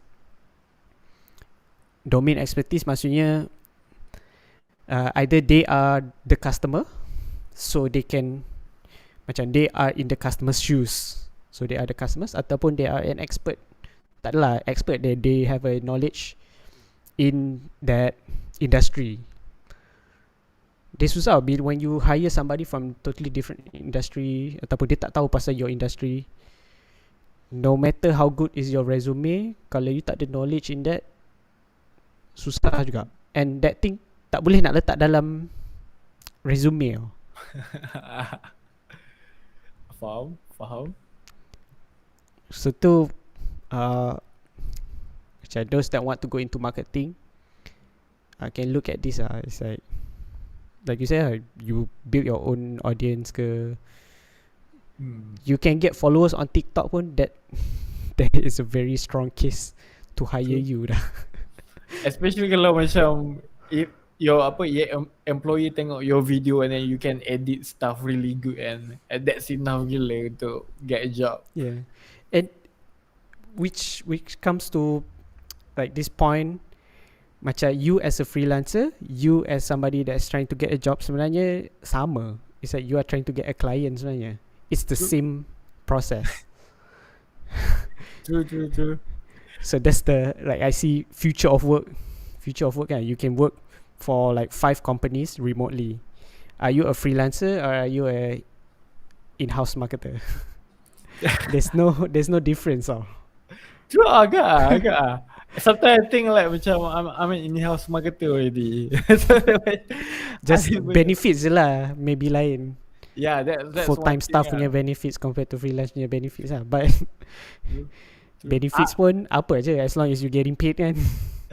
I think my problem is when I look at my KWSP punya account, like dia macam dia lain with everyone else yang macam kerja full time kan. Like you have this beautiful KWSP based stuff. I don't have that. That's the problem. Yeah, from that. But you don't have a limit in terms of your earnings. True. Because you can always get more, and then that will be the one yang contribute to your KWSP, sebab boleh je manually masukkan kan. It's just that you don't get it from the employer tak contribute because you don't have employer lah. But another way to look at it is you can double up your income, and then that will be the one yang macam employer punya contribution. So rasa sama je. Actually tadi macam you have that point where you said about degree kan, apa while you studying you can already freelancing kan. Actually waktu lagu lutut kedua ke ketiga, like ada this one event, I think you know lagu lutut kan. Lagu lutut. I think lagu lutut kedua kot, where the event is tak ada flop lah. I'm not saying it's flop lah, like macam ada some issues and then we kita orang lepak dekat satu kedai makan ni apa semua.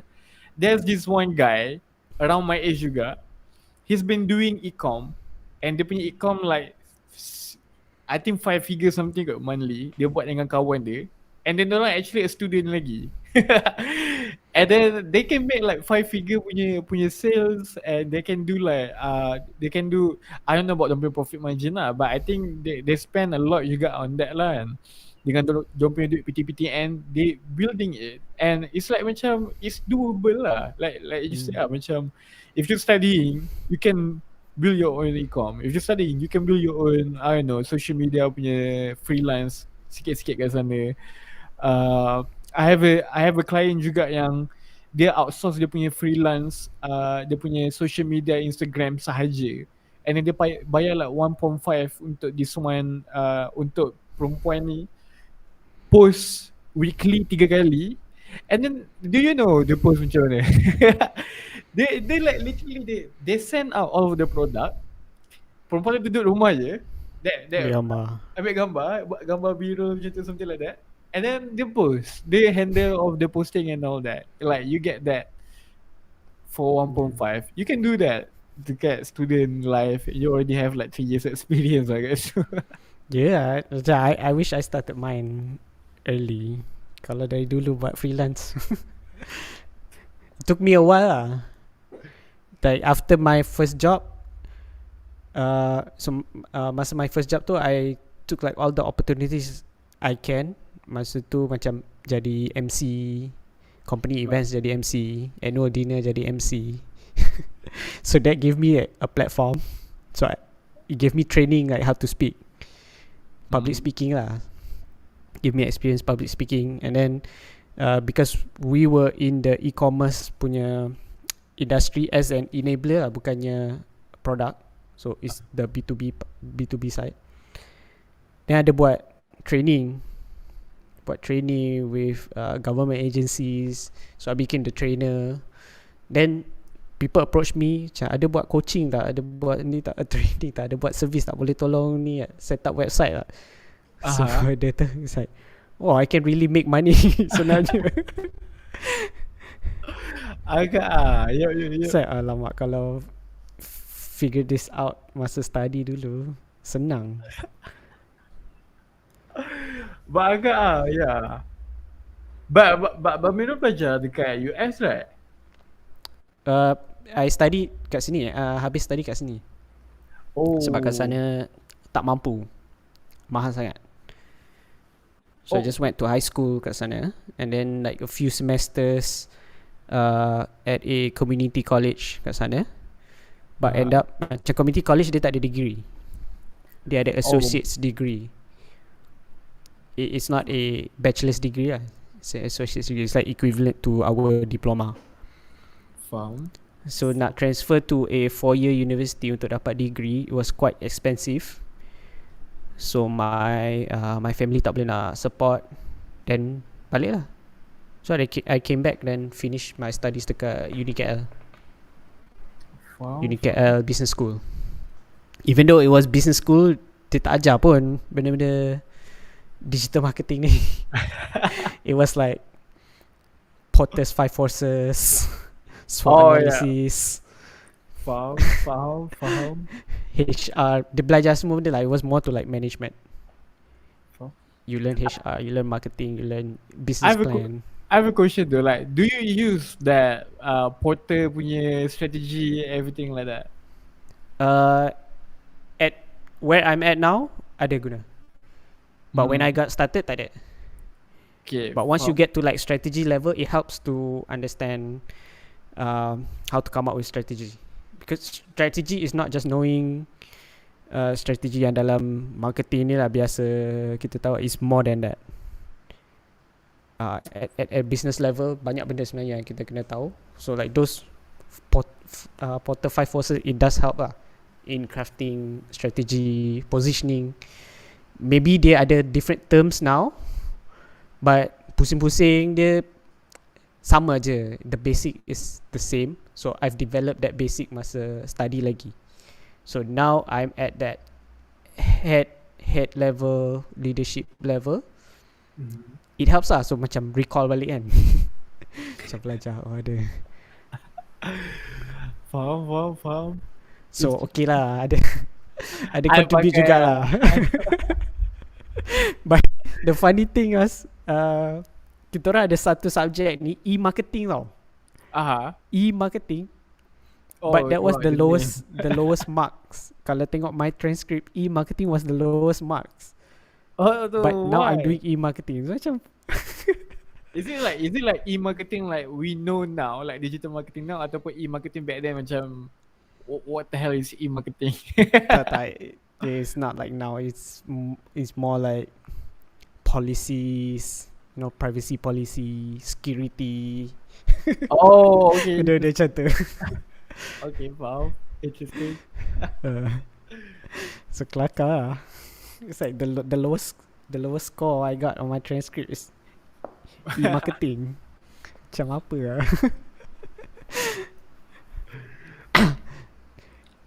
Yeah, I wish I had known boleh buat freelancing ni masa tu. But I did start early lah. Even before I graduated, I did start doing like my own blog. Rasa sama lah like your case. I did start learning. Dia sebab webinar tu. I went, not webinar, it's a seminar. It's a physical seminar. Because of that physical seminar tu yang sell the dream of affiliate buat duit, buat duit pergi vacation ke apa kan, tepi pantai lah, boleh buat duit. It was that dream yang got me into digital marketing. So macam balik dari kelas ke apa, I would like watch YouTube videos. Oh, damn. Jadi excited belajar pasal WordPress. Then I started my own blog. Beli hosting pun macam Bluehost, HostGator. Mahal gila. Because that was the only exposure I had. So then baru dapat tahu, oh local punya lagi murah lah apa. Bluehost mahal gila. Macam apa. It's like now it's like only 100 ringgit for 1 year. My hosting. But So belajar tu tahun bila? 2000 I started, it was like 2013. Oh. 2013 tu dah start belajar like the internet stuff lah, and then masuk Tak like e-com, it was like drop shipping. Masa tu Shopee pun belum ada lagi. Oh yeah. So I did drop shipping masa tu with my now wife lah. So masa tu dah kenal dia. So she did this drop shipping. So I was like, hey, menarik juga ni nak test kan. So I learn like Facebook ads, boost post. Masa tu boost post. zaman boost post, and then evolve into like power editor. Masa tu mostly like SEO lah. SEO was the thing that I focus on the most. SEO and blogging. Buat blog lah, photography blog, macam-macam blog, photography blog, and then ada personal blog, cerita my experience macam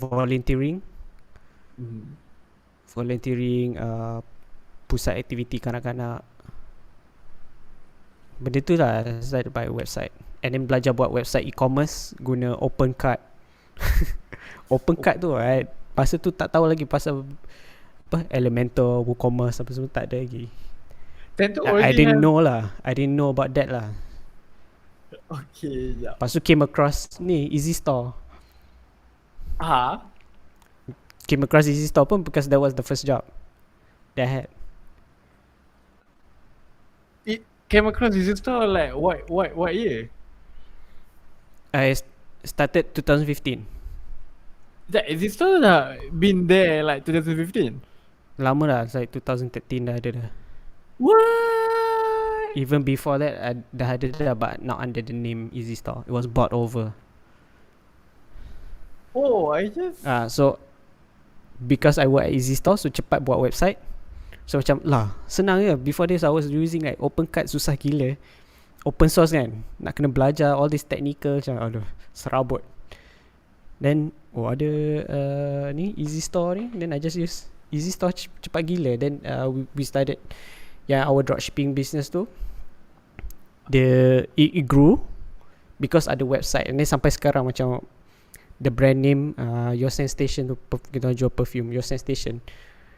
In the perfume community, orang kenal kita orang as like pioneer e-com perfume yang ada website. faham. Kalau tengok kat Laoyak forum banyak.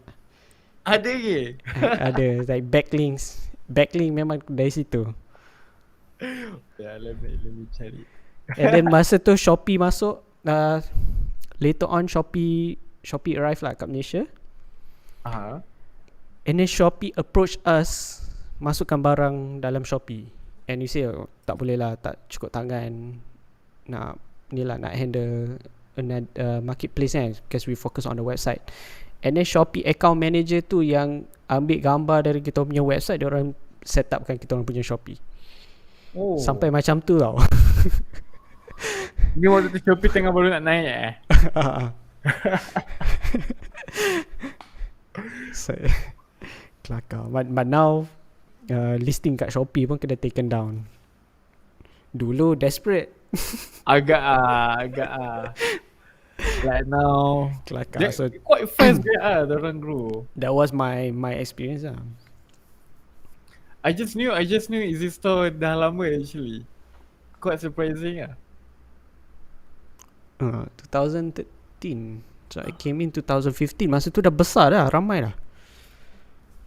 There's like 20 people kan. So it's not considered a startup masa tu. Faham. I thought macam Easy Store started like COVID. I think maybe COVID baru I just get into the industry. Tak ada. COVID was when I came in. Because I left and I came back in. Tu kot. So I attack the community. Oh yeah. Ramai juga yang find out. So. Ramai find out about Easy Store through me. I think Kita so. first time tahu pasal Easy Store. I Nampak my tweet lah apa semua. Sebab I think competitive Easy Store time COVID apa lagi Yeza, I mean like the almost lah. Yeah, alternatives memang ramai gila. And it was a thing time tu like looking for alternative way untuk menjual things like that Online kan. Time tu online. memang boom lah. Now is back to normal punya adoption. So revenue wise tu back to before COVID. So COVID was a really good demand generation.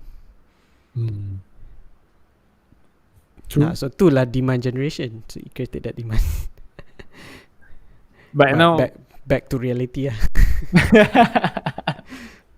So you need to find something yang boleh generate that demand sama macam COVID.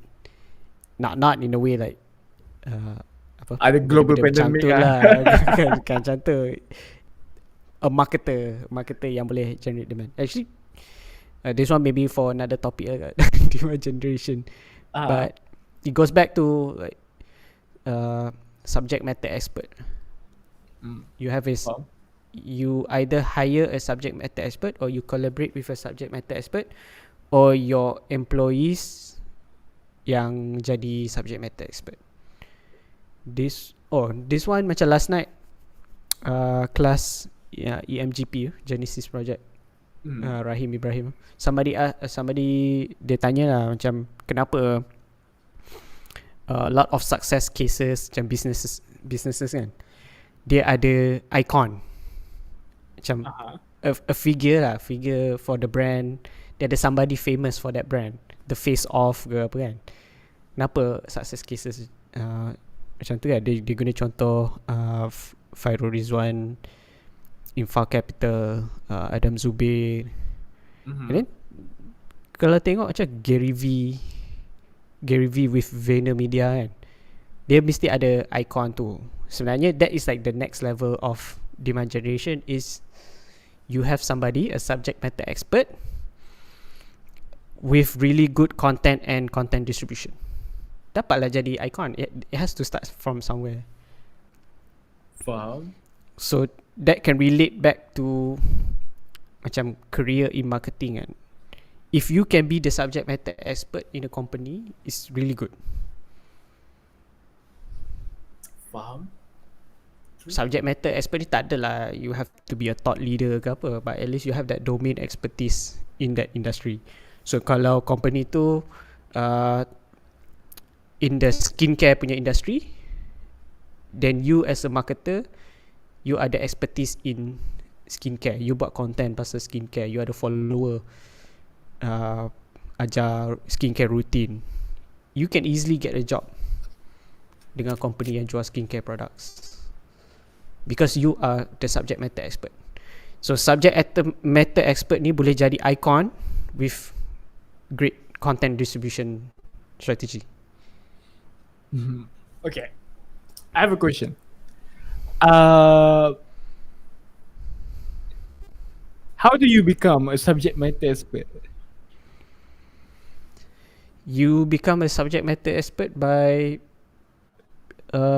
by being in whatever domain, positioning, segment of the market. So you become like the person in that space. You are curious, you figure things out, you buat research. So memang you study benda tu. Then so that's the knowledge. The first is the knowledge. Then next is you share the knowledge. So you are known as the subject matter expert. Kalau you just an expert, you tahu pasal benda tu but other people don't know that you know, then there's no point.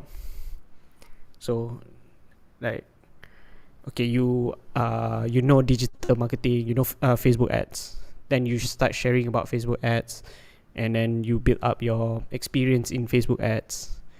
So you will become a subject matter expert, even though you are not like Sifu level.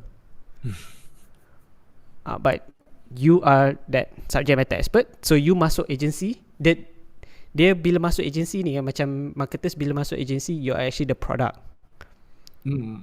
Faham? But the use of subject matter expert, okay, kalau dia banyak sharing pasal Facebook ads, dia masuk agency, sebenarnya the most impactful is dia buat dia get the clients, marketing for the agency. to get more clients is a better way.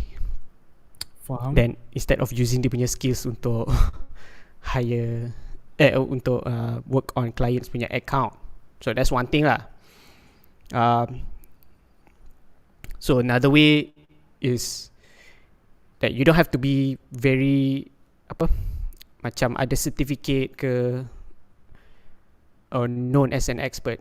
You are an expert kalau you buat research, you banyak buat benda research. Contoh you beli banyak vacuum, test vacuum ni, and then you do review ke apa, you are seen as the expert in that space. True. Agak it can be that way ke.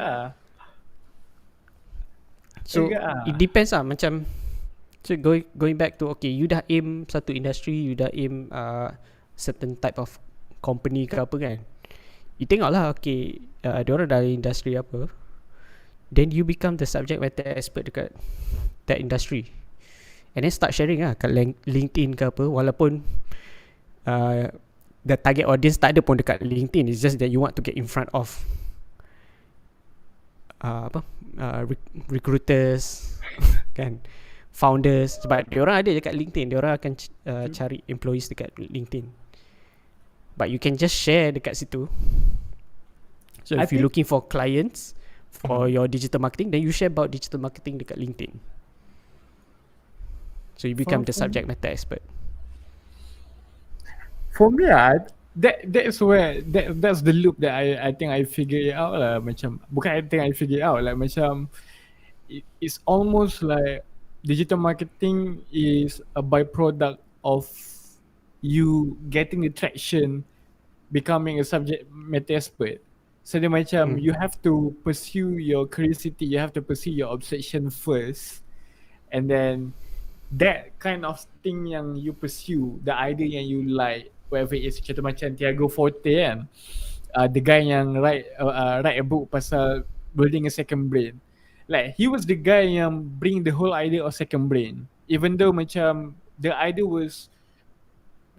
come from Zettelkasten, like this Niklas Luhmann, he's the system thinker, like from German, like zaman lama gila, but he never called that a second brain. He called it Zettelkasten. But this guy Tiago Forte, he believed in the idea, and he literally lived with the idea until one day ada macam this one podcast, I kind of see it that way lah, macam ada this one podcast start to talk about, you know, about this one guy, you know, he's talking about second brain, blah blah blah, anything like that, and then suddenly dia jadi like a whole trend punya stuff, and then tiba-tiba dia jadi marketer secara tak langsung. Like he need to know how to do sales, need to know apa semua. So I think it kind of be the same juga lah. Macam you need to pursue your obsession, your curiosity, things like that. Yeah, because the channels, the technical part tu, that one comes after. That one boleh belajar. It's just distribution je. Because you want to get the attention kan. Then how do you distribute that content? Then guna ads, social media. That's just the medium. Tapi Lasas is still the subject matter expert. But if you're talking about like specialization, yeah, it can go deeper into like what you're actually doing lah. But I believe that for company, dalam marketing dia mesti kena ada a so-called subject matter expert. It can be an influencer juga. That's why businesses, companies, diorang ada ambassador. The ambassador is sebenarnya is a subject matter expert. Subject matter expert ni is basically influencer dalam terms B2B. In the B2B world, kita tak boleh nak panggil KOL, tak panggil influencer, kita panggil subject matter expert. But it's the same thing.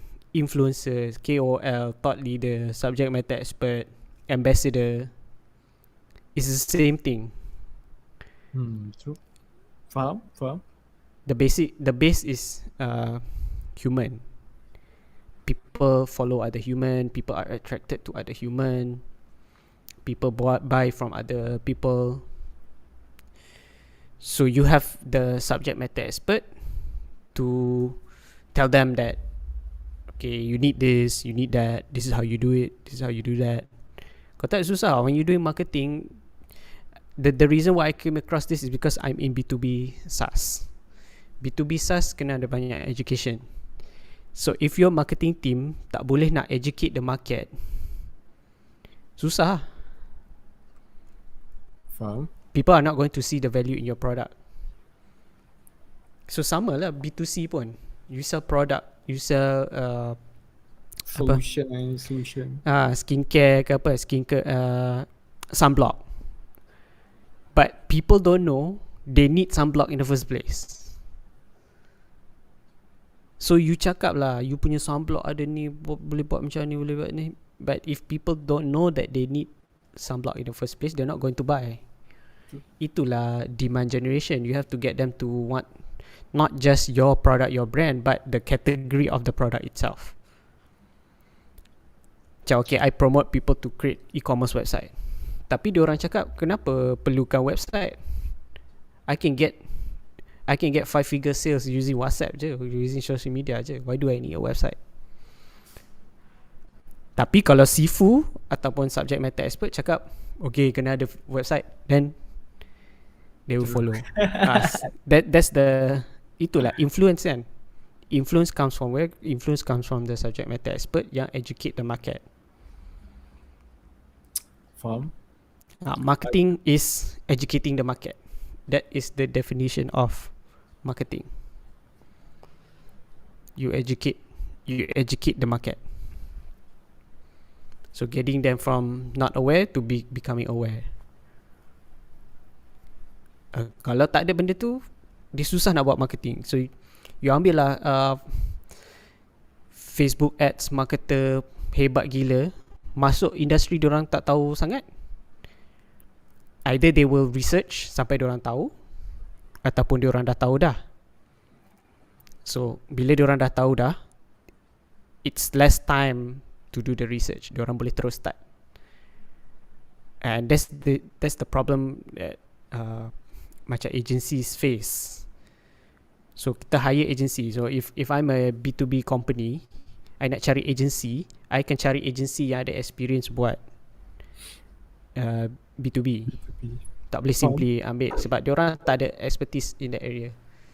So macam mana dia nak faham customer macam tu? They may have some kind of idea depending on experience, but if your account manager tu macam tak berapa nak experience sangat, macam CEO, founder of the agency, memanglah okay, they have a lot of experience, tapi yang run the ads is the account manager, is the media buyer. Do they have the experience or not? So tu yang selain daripada skill, selain daripada channel apa, macam T-shape kan, industry is one thing. I think we discussed this hari tu kan. So you have to pick your industry. Because employers want employees yang ada domain expertise. Faham. So kalau tak susah, memang susah. Training, benda paling tak suka nak buat is training. It takes time. dah hire tau, and then if it takes like few months for them to really understand the product, apa tu, susah lah. So I came in masa tu, I came in Easy Store, I already knew about e-commerce. So masa interview tu macam senang lah. Even though I don't have the working experience, but I already have the knowledge, I already have like some kind of, I was the customer. So imagine you hire you punya customer jadi you punya marketer. Faham. It's going to be like easy. You don't have to educate anything like that. Dia senang. Like that's another dimension dalam building your career for digital marketing lah. Have some kind of domain expertise kan. Because kalau tak dia jadi besar sangat, and then when you want to apply for job pun tak tahu nak apply for apa. And the best chance for you to get a job is if you cater your portfolio and resume tu towards that company. So macam mana you nak tahu which company to choose if you don't have a particular industry? True. Dia Positioning macam lah, positioning yourself. positioning dia macam like I think there's a framework yang ada this one guy, he's been using this framework from a blog called Reforge, which is you can measure someone impact based off the skill set kali dengan the environment kan. So the macam skill set is like you as a digital marketer, your skill set is Facebook ads or things like that, but the environment is the domain expertise lah kan. Macam you need to have some kind of domain expertise as well, environment, be an authority in that, have your own audience, for example, things like that. So Yeah. you can always choose one. It's either you want to start your digital marketing career by focusing on the skill set, or become a domain expertise and then build your digital marketing Yeah, punya if skill from there. if you have a skill set yang quite rare, itu no brainer lah. That one memang just based on purely on that skill set je, because nobody else can do it. True. But if you in the commodity part, then need to You have have some to- kind of differentiation lah. Faham? Macam fresh grad, so I look at resume apa kan, banyak skills is Microsoft Office, Microsoft Excel, Microsoft Word, tu dia punya skill kan. So like it doesn't mean anything unless you say, oh, I can create presentation for sales pitch. Instead of saying you have Microsoft PowerPoint punya skill, so you can create PowerPoint presentation untuk sales pitch ataupun untuk analytics ke apa kan. Then it makes sense lah. Barulah ada context to your skills tu. Kalau tak, your skills tak ada context.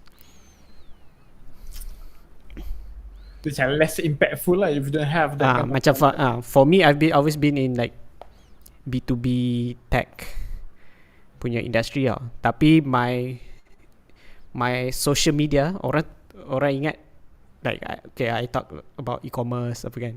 Sebenarnya that is just a funnel to the business, the company. But it became my ni lah. So sebenarnya my background is B2B marketing. I think the first time I talked to Abang Mirul, like I was asking about DTC, something like that. I was thinking about e-commerce, like So I am building up my domain expertise kat situ, so that I can build the crowd, because I use my social media as a weapon for me to pitch businesses, companies. Faham. It's an added advantage lah. So whichever company that I work for, they get my personal brand lah. So if I suddenly like go into marketing in a skincare company, tak jadi. I don't have that advantage. Agak Because I'm not a subject matter expert kat situ. I think we should Contoh yang maybe we should talk about like domain expertise punya topic kot, maybe next, because yeah, that's a very interesting topic kan. yeah, I think everyone should know how to pursue building that.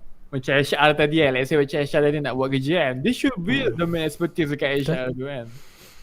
But Yeah, it's an interesting topic kot. Even kita nampak macam HR ni boring. agak like all of businesses memang perlukan HR, like banyak gila. Yeah, it's not just payroll ke apa ke, or recruitment. There's also Incentive. organizational behaviour kan. Yep. Benda tu interesting kot. Betul. It's useful juga. Maybe like macam, you know, you can share to employees the benefit, and they should asking some kind of policy law or something like that. And then for business owner pula macam mana, like things like that. Loss kita tak tahu kan. Yeah. HR loss. HR laws yang boleh claim ke, things like that. I think macam I think that's an interesting topic lah. Like how can someone build their own domain expertise? Because I think macam for me pun, for my own self lah, I'm still figuring out the topics that I love to talk about. Macam I know I kind of love pretty much everything I learn. Macam I love productivity. Sama lah. Okay, macam we like everything at this point now, but we have to choose. So that choosing is the hardest part. That number one. And second one is like committing to that decision so you can do something about it. And I think that's something that we can talk next. Yeah. Oh, this one dah 2 hours. 2 hours dah. Okay 2 lah. hours.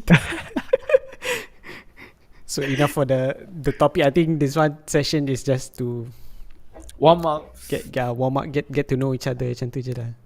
And I think by sharing like our journey, orang kind of get the idea.